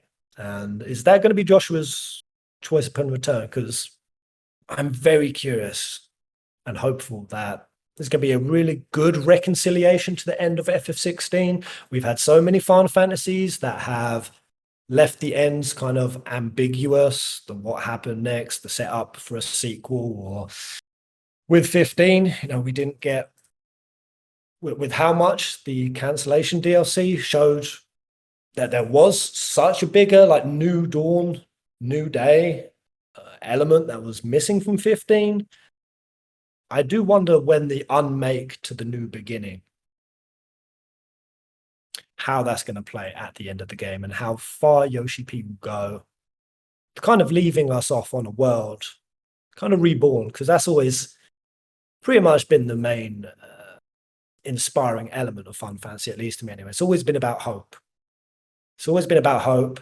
And especially if this game is focusing on nuclear warfare, the way FF7, for example, focused on the environment and taking care of the planet, but it never really gave us the version where humanity had risen and they had become better.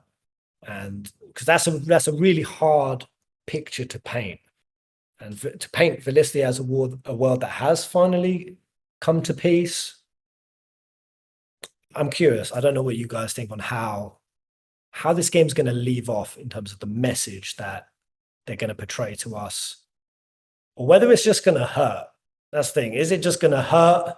Is the game just going to be dark? Clive's just going to be, it's just going to be unmake, Luciferian, breaking down a system of order and then just leave you with that pain, or whether there is going to be that glint of hope left off at the end. I'm curious where Yoshi P is going to land. It's going to be a cliffhanger, and they're going to take us into Final Fantasy XVI Stormblood. Yeah. Let's go. Let's go. Well, they have said there's going to be no. He said there's going to be no DLC, or that is pretty much just going to be everything in this story. I don't think he's out and out confirmed no DLC. He hasn't confirmed it. The only thing that he says is that there's no tertiary media. Okay. There's not going to be any Final Fantasy 16 Brotherhood or Kingsglaive or any of that stuff. So the game itself is going to be pretty complete.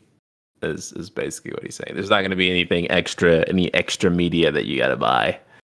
But yeah, but I mean, if we only explore one continent in this game, I also feel like, the world might not be done. But yeah. But I feel like this is a story that like they probably are going to finish. I get a sense that this is going to be a complete story. That this is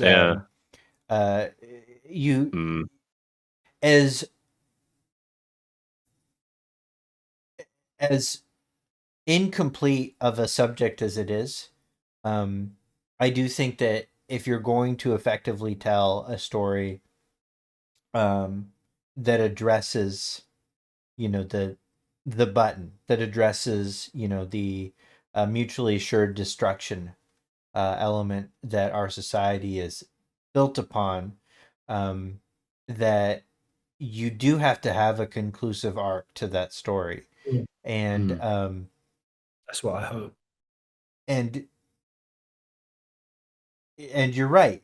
One of those ends is in fact mutually assured destruction. That is a way to effectively warn us about about the dangers of nuclear war.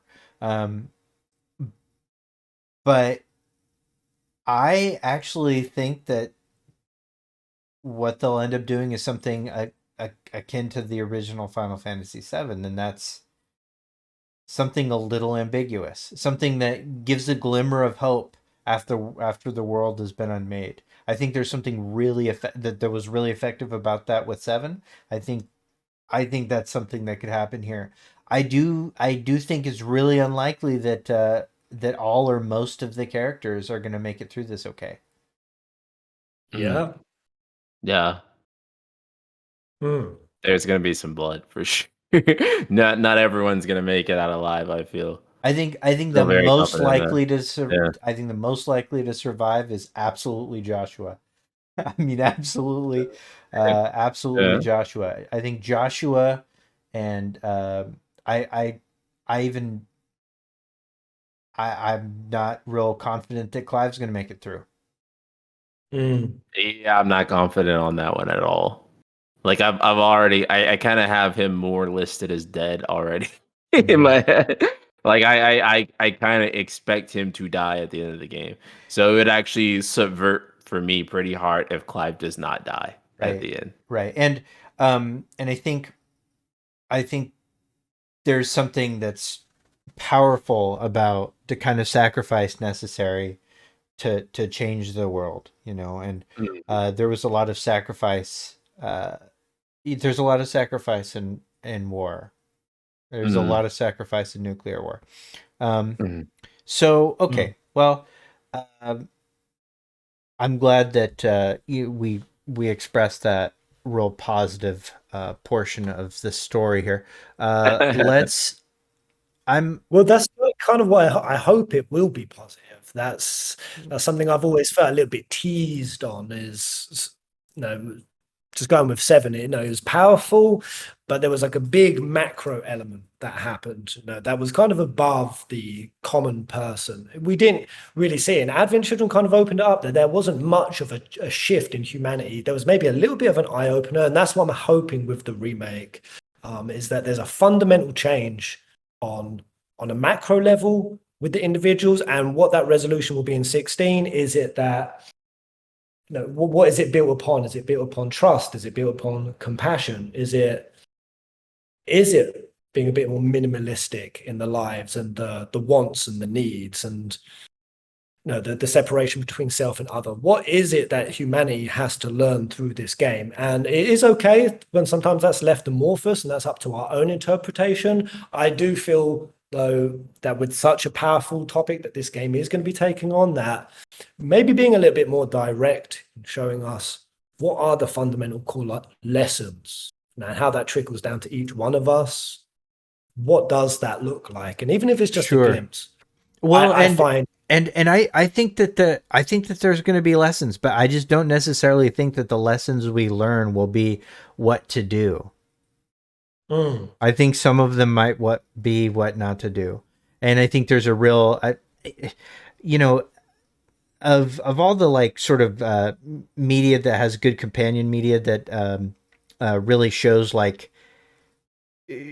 to teach a lesson through exaggerating and expressing failures. I think Cyberpunk 2077 recently had Edge Runners. Edge Runners so like expertly showed what Cyberpunk's core message was about like capitalism and like late stage capitalism and how that really effectively destroys people. And if they had made it out of that, not spoilers, sorry, if they had made it through that in a different or better way, it wouldn't have been as effective.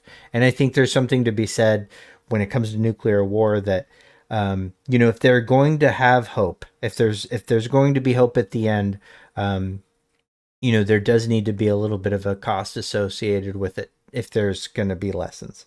That's just my take, but I hear you too, because I also want us to think that if we're gonna learn something, like let's learn how to get out of it, not just what not to do.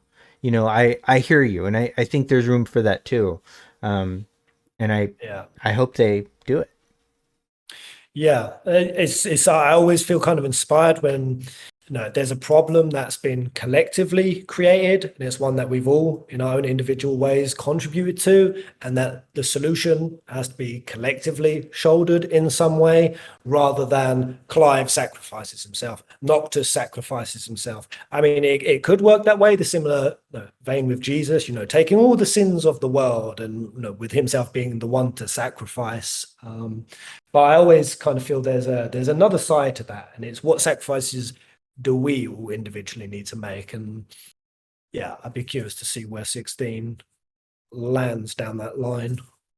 But yeah, yeah, me too. I'm excited about it. I think the subject matter is so powerful, and not every game or story needs to be important, but man, ones that are and really land, that's my kind of story, and that's what's got me in. So, I've taken up a lot of your time already, and I do want to answer some questions. So, I'm gonna ask a couple of questions here from the audience. First, I'm gonna ask one from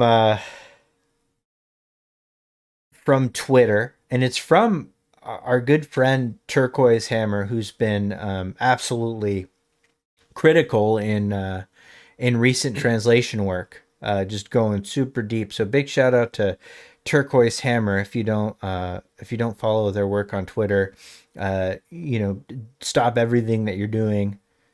Like stop eating, just do it right now. Subscribe. And it is, my question is whether you all think a Clive romance will be on the table, and whether or not having one would be good for the game as a whole, or to detract from what you're envisioning the story will be. Oh man, what a great question. I feel like there is something potentially that's going to happen with him and Jill.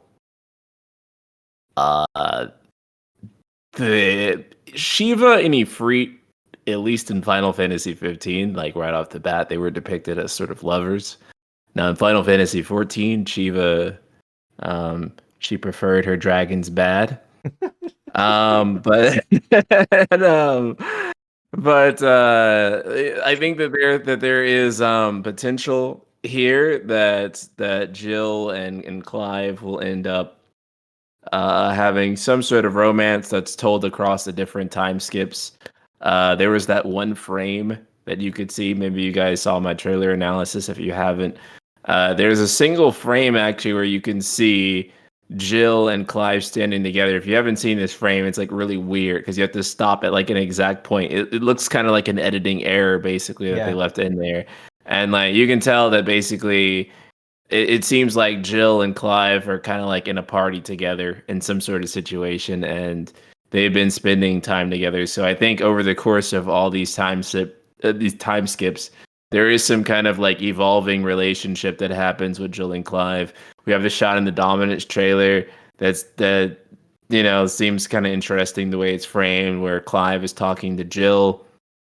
And the moon is in the middle, and that's where you can see like the little red thing in the near the moon and stuff like that. So I do feel like if there is any sort of romance that's going to be told for Clive, it is probably going to be with Jill. And then there's also the fire and ice contrast that's going to happen. I do think that if there is some type of romance that happens, it's not going to be the way Final Fantasy normally does it. Like the way it's not going to be the type of like Tidus and Yuna or Squall and Renoa. It's not going to be Cloud and Barrett. Yeah, or Cloud and Barrett, or Cloud and me, or Cloud and Zach. No, it's not gonna be like that. Where it's just kind of like really explicitly there for you. I mean, I think that they're gonna make it obvious, sure, but it's not gonna have like those really sweet moments, like Yuta Tidus floating up inside the Makalania Lake and kissing and all that. Yeah. It's going to have express romantic feelings. I feel like that potentially will happen between those two characters, but it will be so intertwined into the reasons that they're fighting and their goals that it's going to be. And I guess it kind of was intended, but in a more dramatic and a more serious light, probably than it was presented in those games, in a less romantic, idealized way, if that makes sense. Mm-hmm. More adult. Yeah, more adult. That's like the easiest way to put it. For me, guys, ship me up. I am unashamedly a hopeless romantic. I want a ship. I really want a ship. I was hoping it with Luna Noctis. That did not quench my hopeless romanticism. Stella in Noctis. the slightest. In fact, all it did was just teed it up and then crushed it, Mm-hmm. and it hurts. And yeah, I will just flat out say I'm a hopeless romantic in that regard. Now, I never want a relationship just for relationship's sake, and my hope with 16 and what I've got between Clive and Jill is that they could be a really good parallel to what we see from Benedict and Barnabas. Which Benedict and Barnabas, while there does seem like there's a purpose, there's like a joint motive between the two of them, just completely speculating. Their relationship seems like one that's born of loneliness.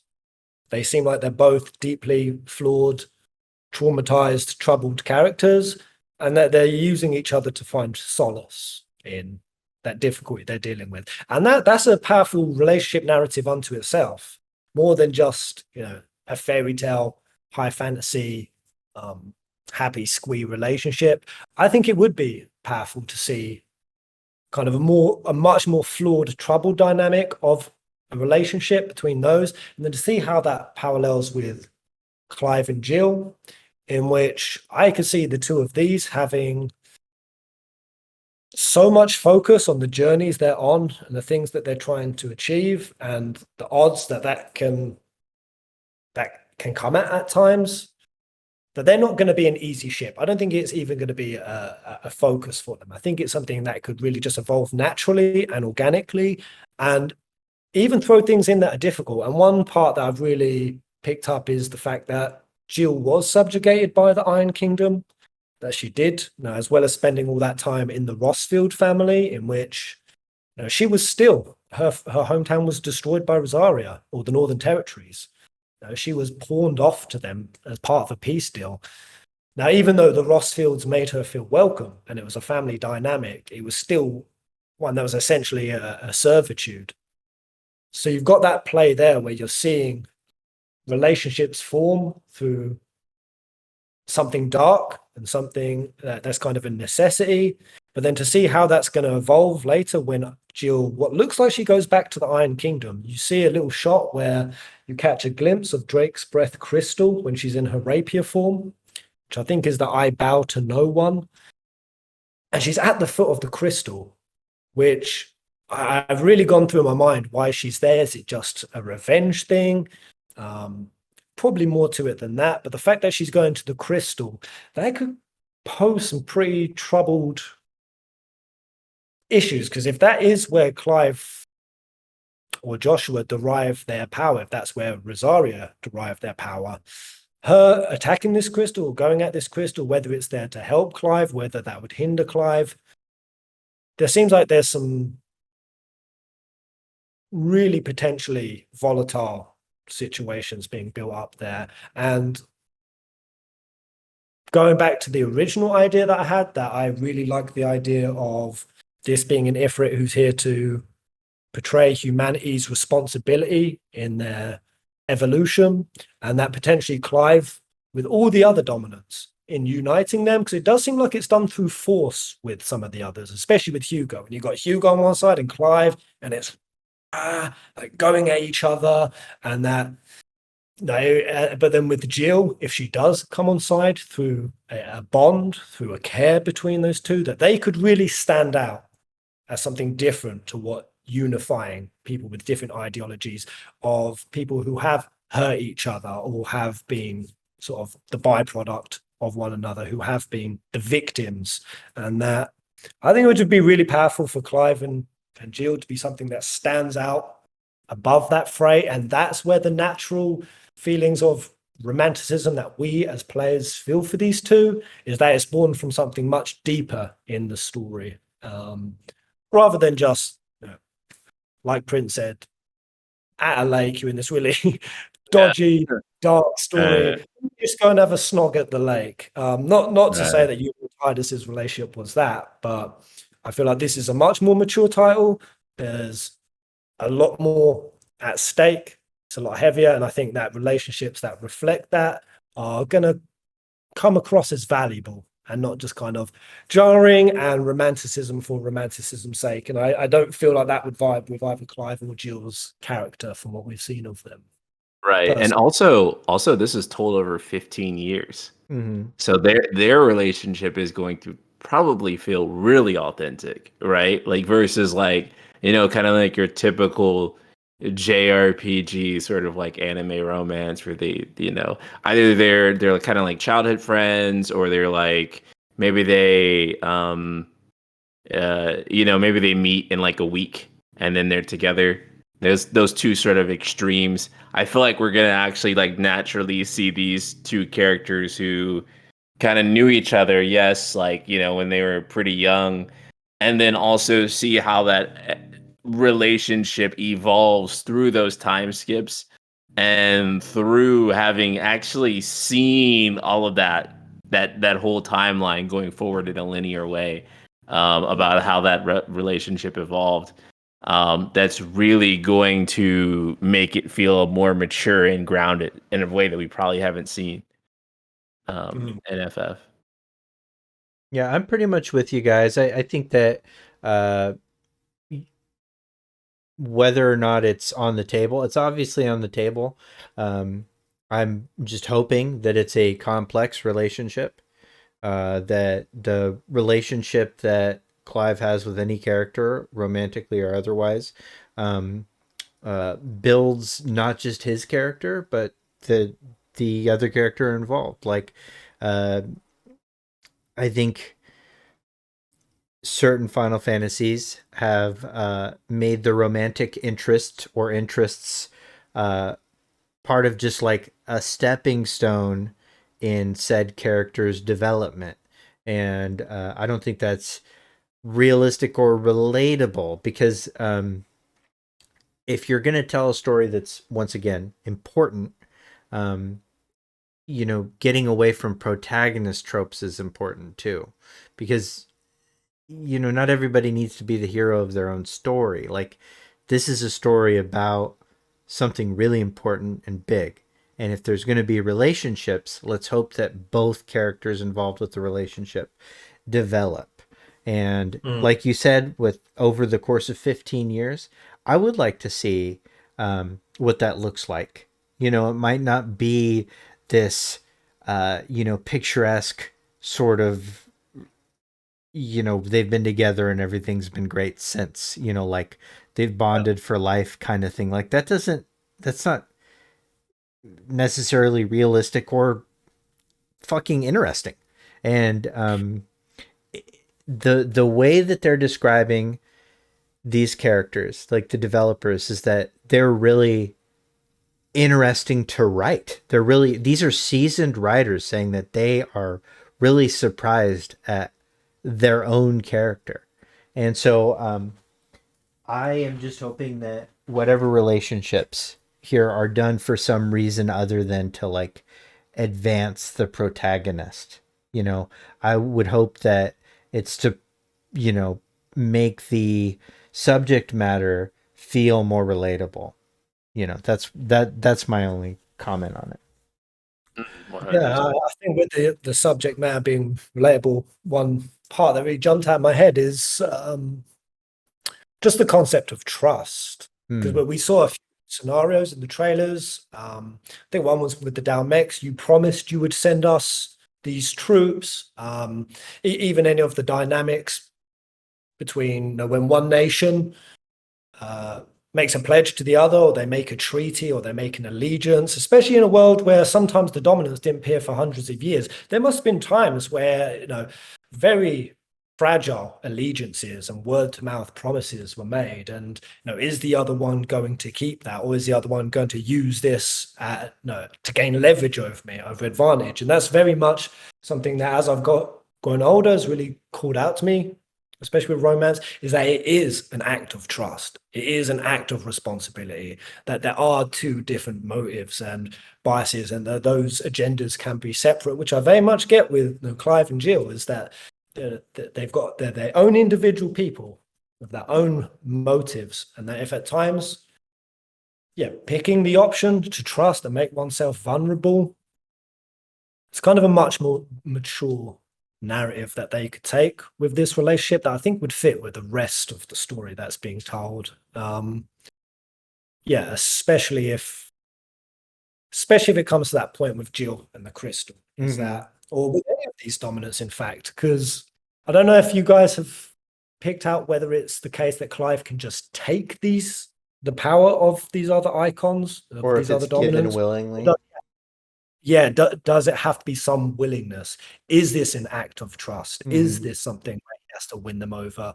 No, more than I just guess it's both. Yeah, like they've got to respect you. Yeah. Yeah. Yeah. Yeah.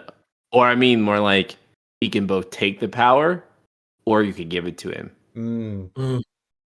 Because Joshua gives him the power of the Phoenix, right? He allows him to like partially summon Phoenix, right? Right. That is explicitly said on the character description. Right. So then you got to wonder, well, when he's using Garuda's claws and stuff, did he get that from Benedicta? Or was that like something that he took after defeating her, right?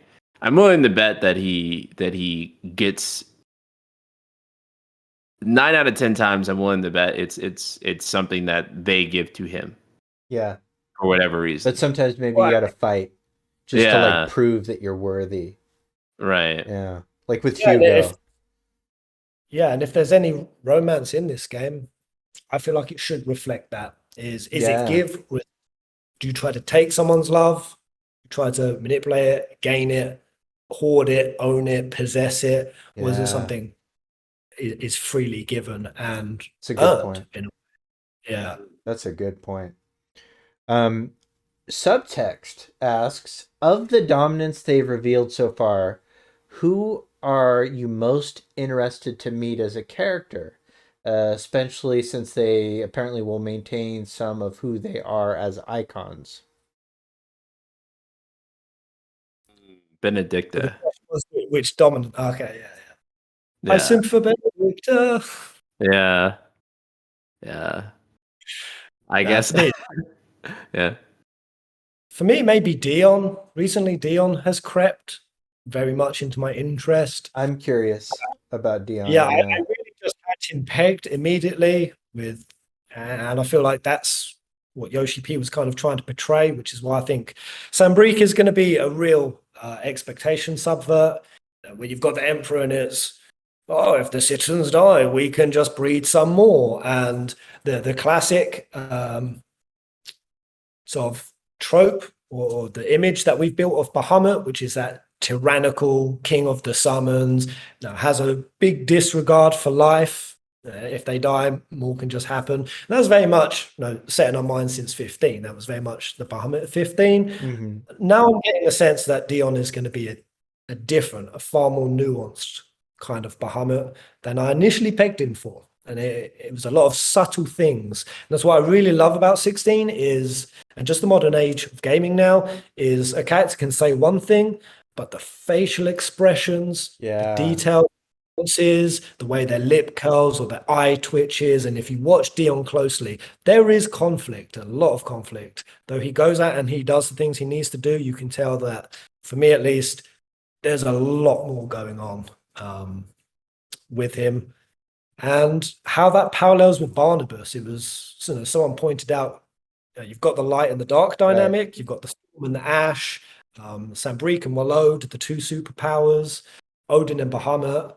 But then even the names, Odin being an anagram of Dion, and Bahamut and Barnabas, there's a lot of ties there. And it's just slowly made me more and more interested in I have not considered the Dion Odin thing. Dion that's gonna fuck me up. Yeah, man.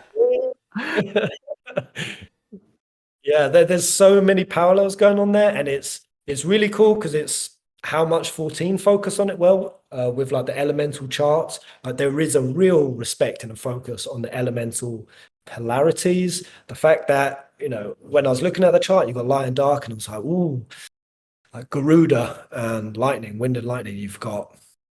You actually see Benedicta, and we don't know Rama's name yet, do we? We think it's Sid. Yeah. We think Sid is the dominant of Ramu. Where did that come from? How did this idea? I don't know, some nonsense, whatever. It just really fits, but like it's been a couple of rumors, and it's like at this point, I'm just accepting it as true. And if it ends up being wrong, like there's got to be a Cid, and it'd be good to have a Thunder God Cid. Like Yeah. it's very CBU3 for that to be Cid. It is. Yeah. Yeah, yeah. Yeah, Yeah. I'm sold. I'm sold that Rama's dominant is Cid. I'm 100% But do you think sold. that Rama's dominant actually turns to stone? Because it does seem like his arm is turning Not to looking stone. good. Not It looking does good seem for like Cid. they're over his grave. But somebody Yeah. did point out, it's like, well, if they do turn to stone, have they always kept previous dominance like statues? Could it have been a previous? Oh, that's actually a good question. Yeah, Right? Like, do they? Yeah, especially for the countries that worship the dominance, right? yeah. That's that's the thing. That's why I even focused on that goddess statue. The fact that Mhm. Benedicta opens her wings in front of it after the mind trip out, and now I'm looking at a statue. I'm like, damn man, is a statue just a statue? Is she in there? I don't. Yeah. See, and I thought the same thing. I didn't think that was the goddess. I thought that was the previous Garuda dominant. Well, I think that statue is in Sambrique. I think so too. Yeah, I Mm. think so too. But yeah, that's what I like. I thought maybe there was some conflict in Sambrique that caused her death, and that's why it was there. Yeah. Yeah. Yeah, because it just makes me think, if Rama does turn to stone in this game, does he have to be reborn into the world? Because if that prophecy that all the dominants will unite and bring about God incarnate, if that's actually going to happen, how is that going to happen if halfway through the game Rama turns to stone? Now, are we going to, because it's about 6 years until the next time jump, are we going to be having a toddler Rama? It's a little toddler who then turns into some old wizened sage. Oh, Yeah, little Sydney. right. Yeah, Yeah. yeah, maybe. Okay, I'm gonna ask you a question that's not listed.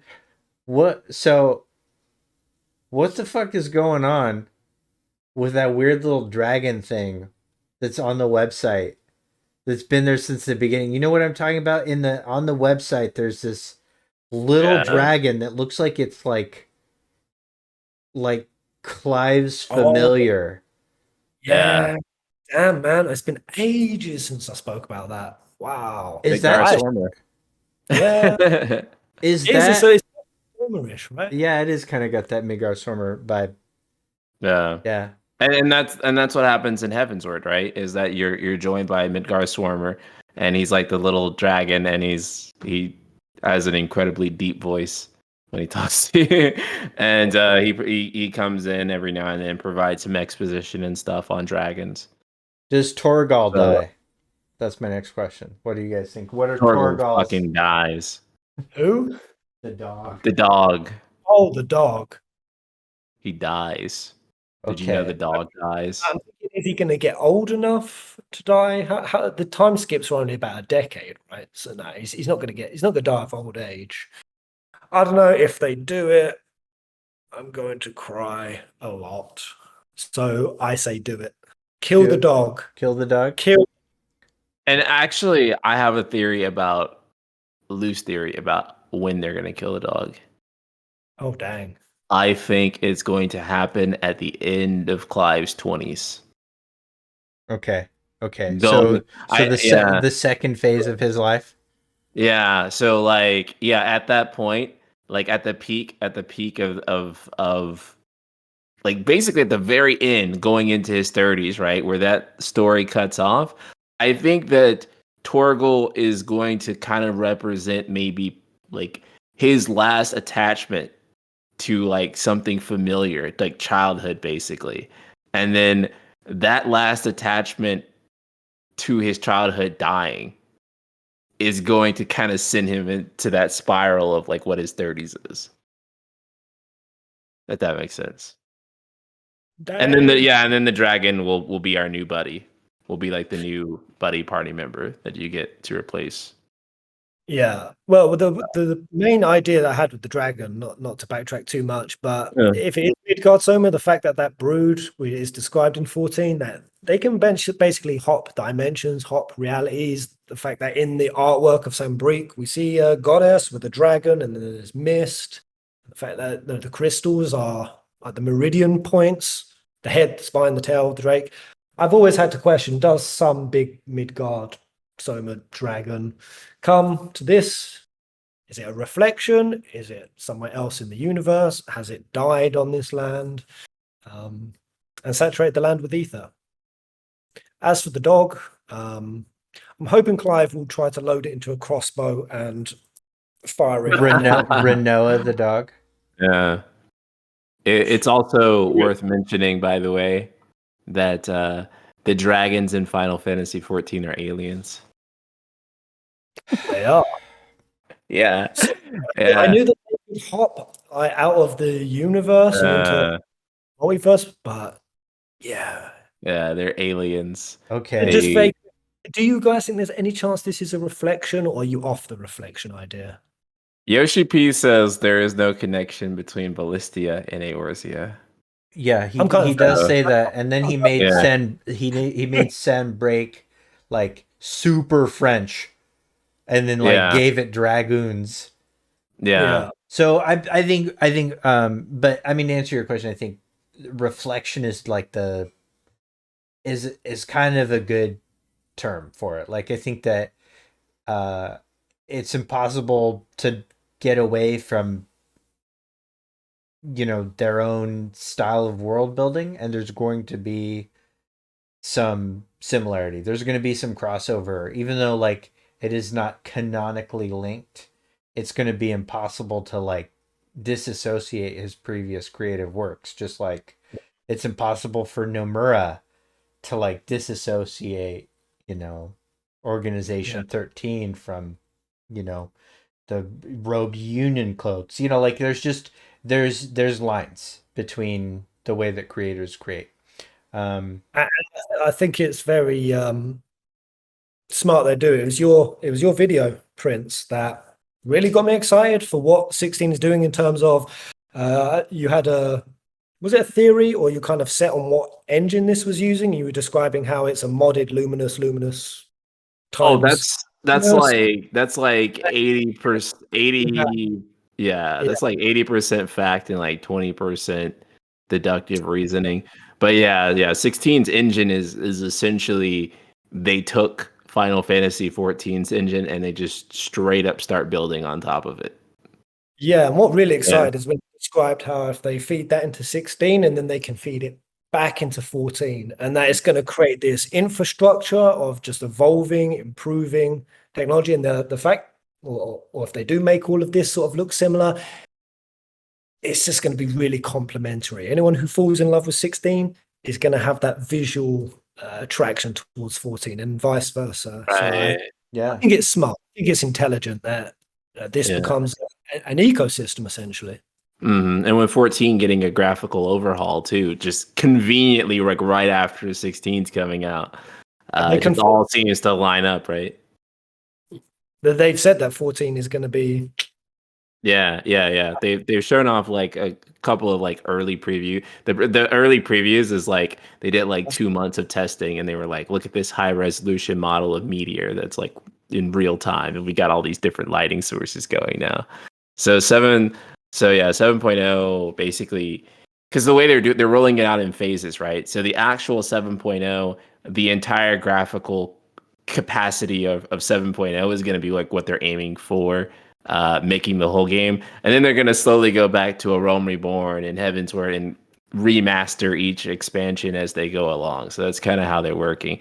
And he kind of said that for a while the game's going to look kind of weird because there's gonna be some really high resolution remastered models, and then there's gonna still be stuff from like the old game in there with because they're in the process of recreating all this stuff. So there's gonna be this brief window for Final Fantasy 14 where there's gonna be some mismatched jankness that's happening. So that's gonna be fun to watch as well. Absolutely. Yeah. All right. I got a good one from Jack Example Esquire. I don't say much on here, but I love you guys. 1, thank you. 2, will there be a primary antagonist, a Sephiroth or Kefka, or will the primary conflict focus more on the tension between the nations and differing beliefs surrounding Eikons and dominance? I like the idea of Clive working to bring them together. Personally, I'll just go first on this one. I would be thrilled if they got away from the villain trope. Stories don't need a villain. Like, they don't need like a raw antagonist. A narrative can be told where the central conflict does not revolve around like an individual with agency. So I hope that the primary conflict, while I'm sure there will be a boss fight because you have to have boss fights, I hope it won't be representative of like a true evil,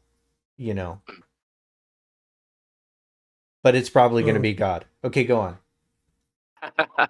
You guys. It is, yeah. Well, that's my main nomination is, I really don't think Barnabas. Really don't think Hooded Guy.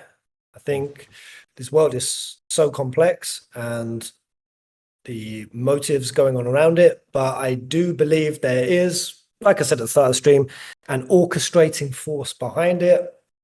I think that will be the deity. I think that will be our final boss fight. It will be that little girl. She's gonna come get us. She's gonna transform at the end. But yeah, I don't even want her, if this one true deity concept is literal, just to be a villain for villain's sake. And when we first saw the artwork with Clive Ifrit merge and the wings, it's very Old Testament angel, but also this being an Evilist team, big vibes of Ultima, which that was a deity that was created essentially, or God that was created by a more advanced civilization. That's why Ultima has mechanical parts that was used to turn on the gods, and that were tied into humans wanting free will. And I think Final Fantasy would be missing a beat, or 16, if it's not likely to be in some way going down the free will arc. And that's typically, even when I say typically, that's immediately why there's another side to me that doesn't even want there to be a villain based on that. Just, we're fighting something that's denying free will. I want it to be more complex than that. I want it to be more nuanced than that. But there's still a way I think that beat can be hit, but still be done in a whole myriad of fresh and unique ways. And that, Yoshi P, I feel, has the capacity to hit. So that's who I'm nominating for big villain. High Seraph, little girl being whoever started this 1500 year point, or 1500 years before. The only other date we had, I think it was 860, which I don't know if you guys have had any theory on what happens at the 0 point at that particular timeline. I've come up with nothing on that so far, other than the fact that in the Joshua story, it was 860 years that it took for the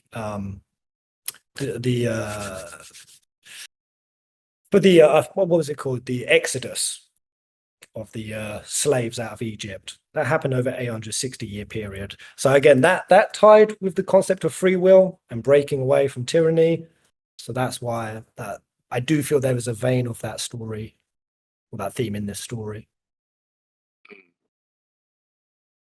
What are your thoughts, Ryan? The final boss.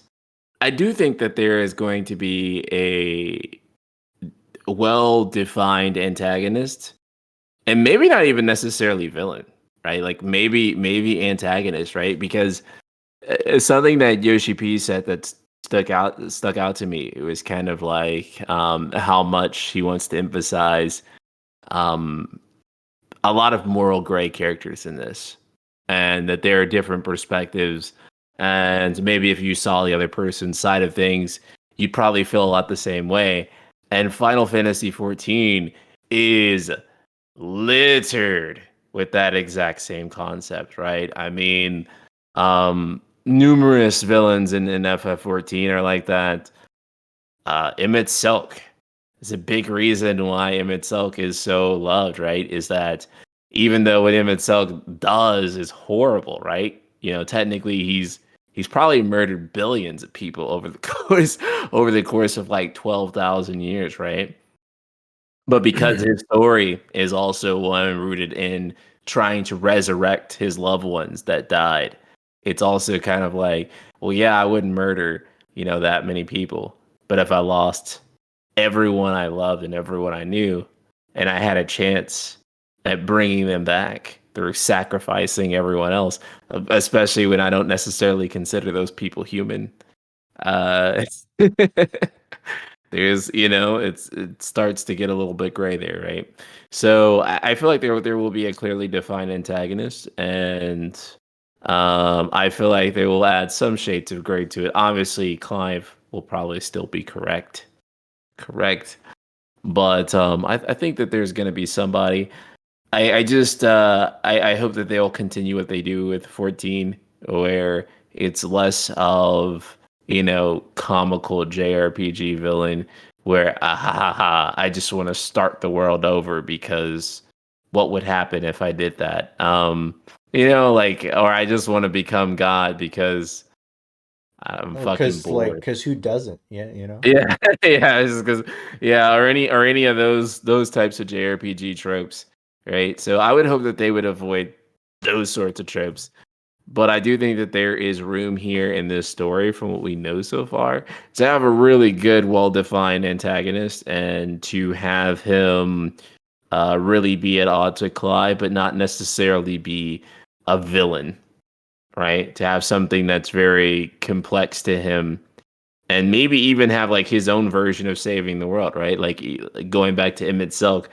Emmett Silk had his own version of saving the world, right? Which included summoning Zodiark and sacrificing the lives of basically everyone who's mortal, all the current human sure, yeah, life.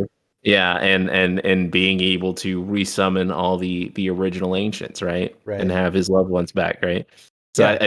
I think they're gonna go something along those lines. Where Knowing them. both parties think they're right. Right. Yeah, as is generally the way that all conflict, works. Yeah. Um, Okay, I like that. Um, Yeah. so this will be the last question, and then we're gonna call it. Building on Ifrit and Phoenix, do you think Phoenix, as the bringer of life and rebirth, could Ifrit instead be like passion and desire, actually like be death and destruction? So like light and dark. Ifrit has come around at the time of the Scourge, darkness, and wants to take out Phoenix, also taking into account the history of dead crystals and lost icons. And on the banner, Phoenix and Ifrit locked at the top by the halo, could we be looking at it as the restart to time and life? So in other words, like, is this conflict sort of like the cycle of death and rebirth? That's, like, is this the 1500 year ago thing? Is this cycle the thing that you know kind of loops about? I think that's possible personally, just because as much as maybe some people don't like this, uh, loops and the beginning and end, the sort of like Ragnarok uh, restart time cycle thing is super Final Fantasy. It's like one of the most Final Fantasy things, is that there's this time loop.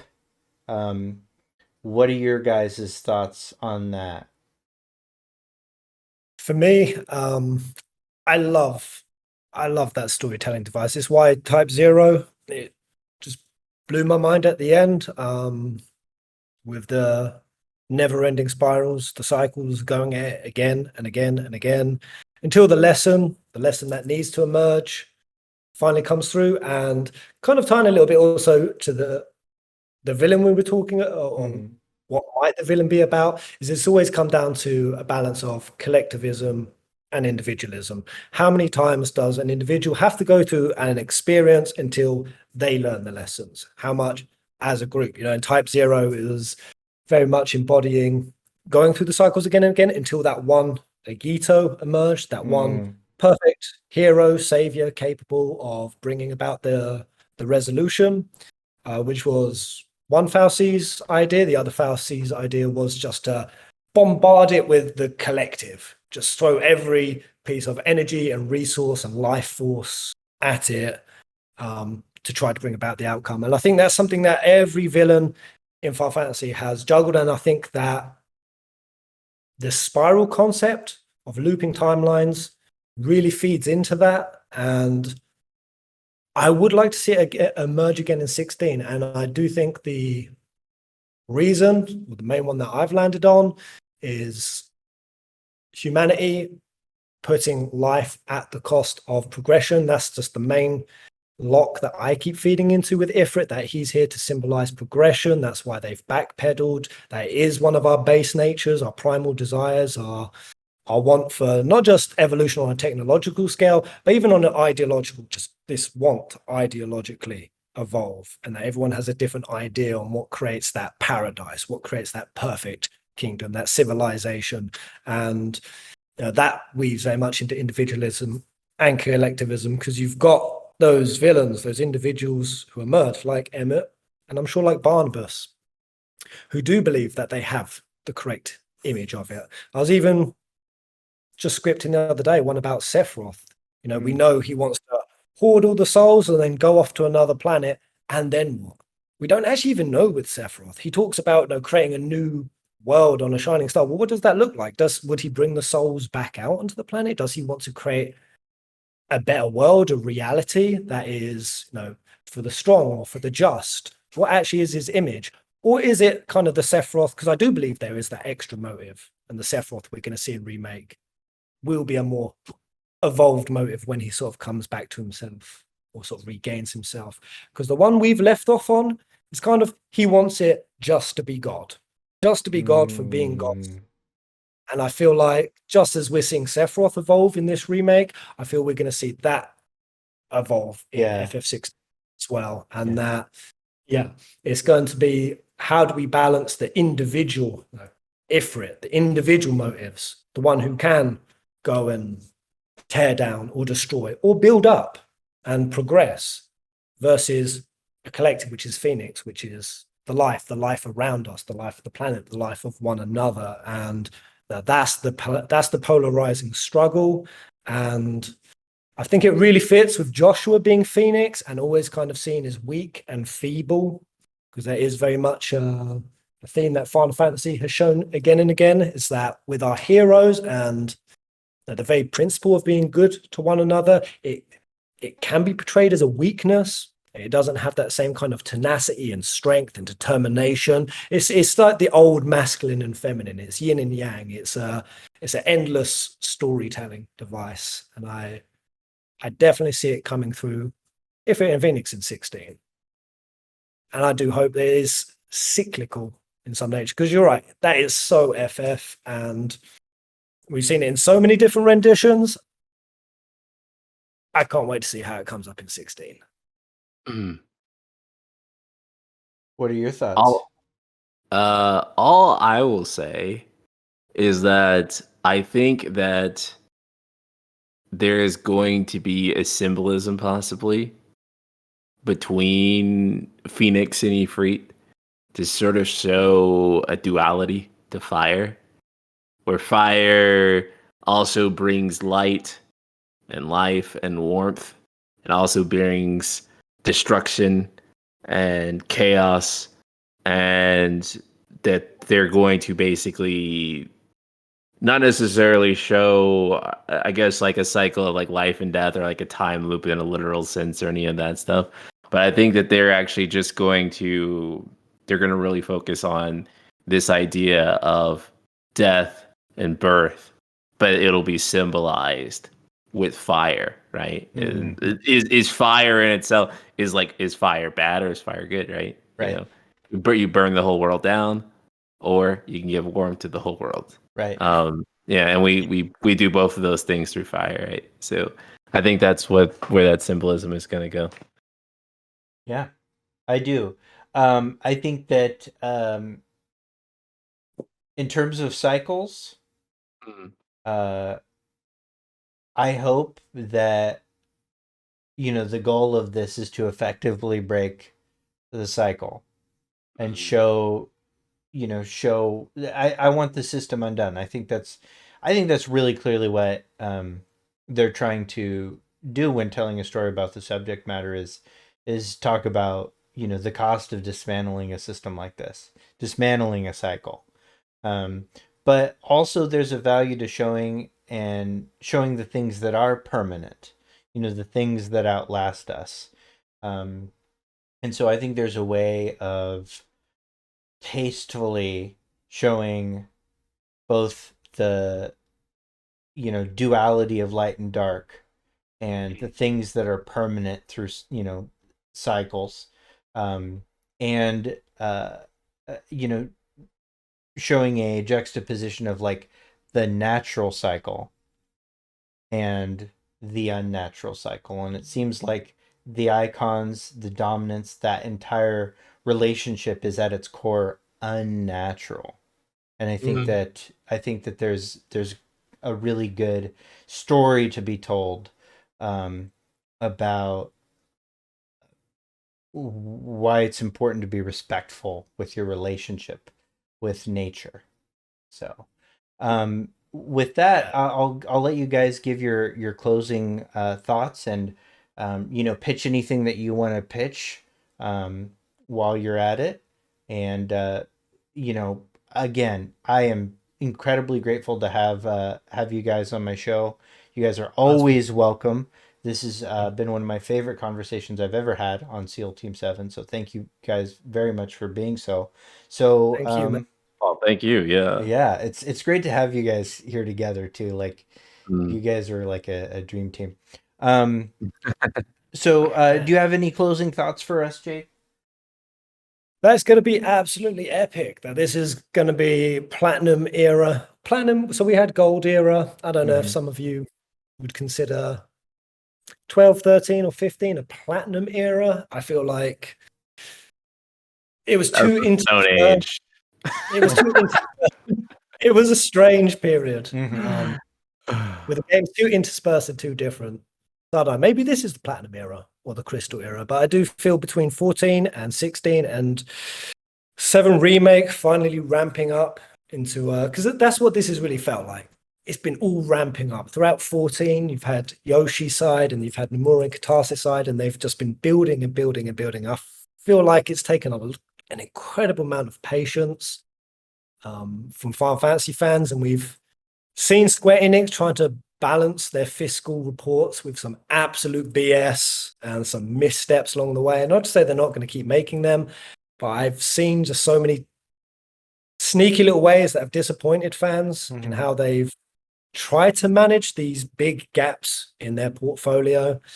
But I do feel like, and I hope Square Enix get the lesson that when 16 drops, when 14 keeps being the phenomenal success that it is, and when 7 Rebirth finally hits its stride, because even that, the reason why it was just contained in Midgar, it was a dev phase. It really was. Now it's time for it to stretch its legs.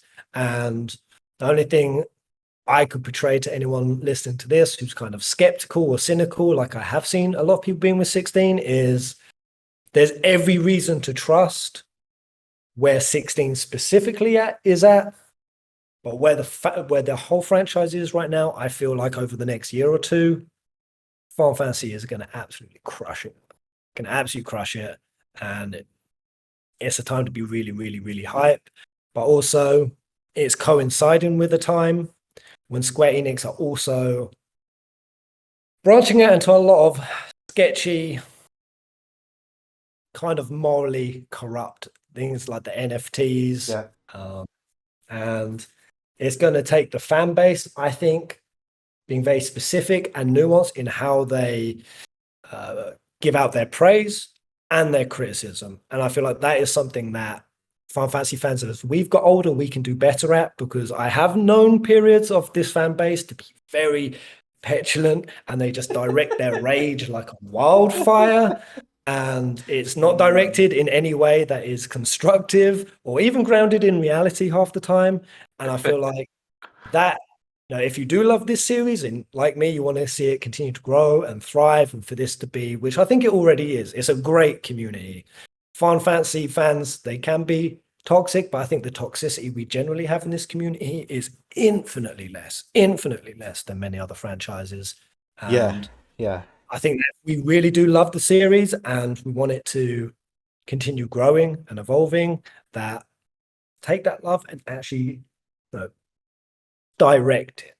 Yeah. Direct it with patience and nuance. And I think doing that, having patience, having nuance, giving things a shot, I also think that's how people are going to enjoy everything in Final Fantasy, because I've seen a lot of people burn themselves out and kill them on Final Fantasy VII Remake before they even experienced it. Not even willing to give it a shot. And I've seen that with 16 as well. And I feel like when you do that, you only really do yourself a disservice. So be patient, hold in there, and just look forward to the next year or two. That's going to be, in my opinion, in my hopes.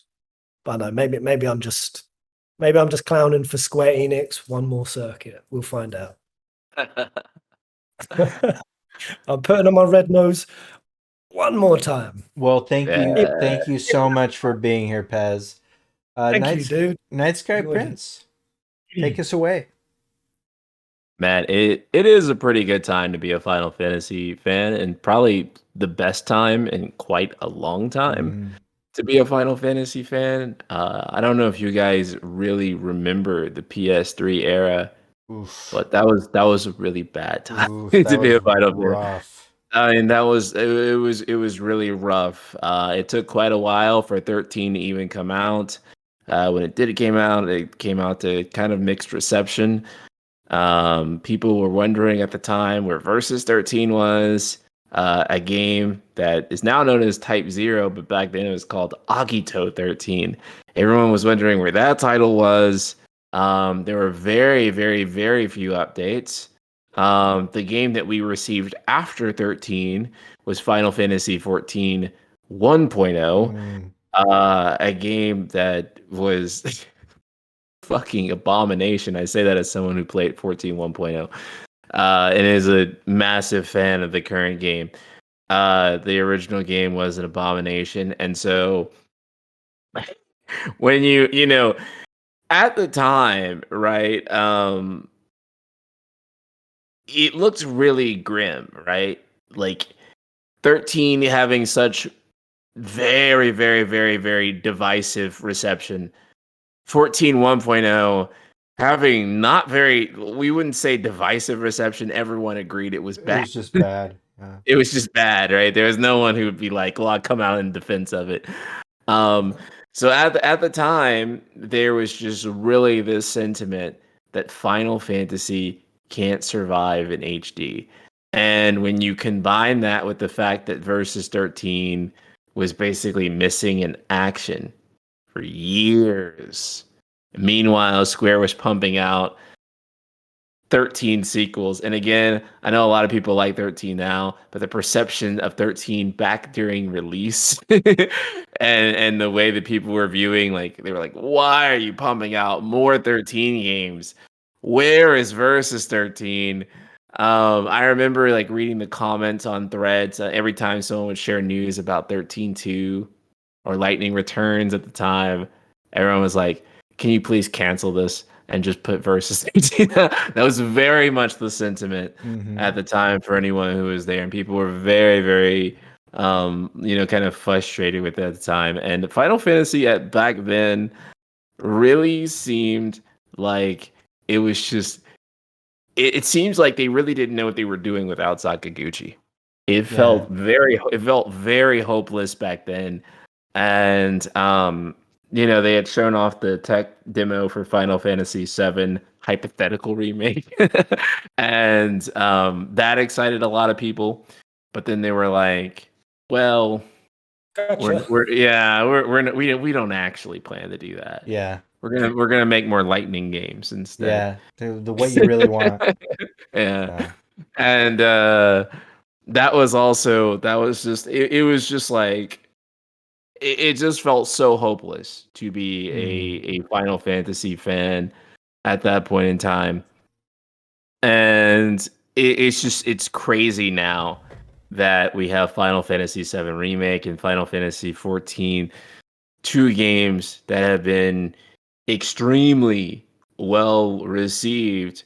And the fact that we have two games right now that aren't games that you have to make a defense of, right? That you have to be necessarily an apologist for in order to like. Right. and I say that because the divide on people who like versus dislike, if you look at 13 or 15, for example, if you come out swinging on those two games, you do have to be an apologist because there is a number of people who can make very strong arguments about why those games are flawed or not where they should have been at release, right? But now you have two mainline titles that you don't have to apologize. Right. You don't have to apologize for it. You can just be like, yeah, these are good games. And the majority of people who are into the series will agree with those statements. To me, that's the objective way in which I define success, right? With the majority of the fans who are into the series, look at that title, right? And say, yeah, that's peak. That's why I'm into the series, right? And we're finally back to that point. We're finally back to that point where people feel that way about 7 Remake and 14. And we can feel comfortably excited for 16, right? 16 is the first. Yeah, 16 is the first title since like FF10 that did not have any tremendous development issues that we knew about. Yeah, man. Yeah. And it's crazy that 16 is, I don't know if you saw the Game Awards nominations. Yeah. 16 is there for most anticipated. Yeah. We've had so little on it, and you could tell even the picture. All the other like nominated for most excited upcomings, they all had their proper artworks and the proper game covers. We just had a picture of Dion. It's like someone was like, "Oh, Final Fantasy game's coming. Let's just crop in it. Yeah.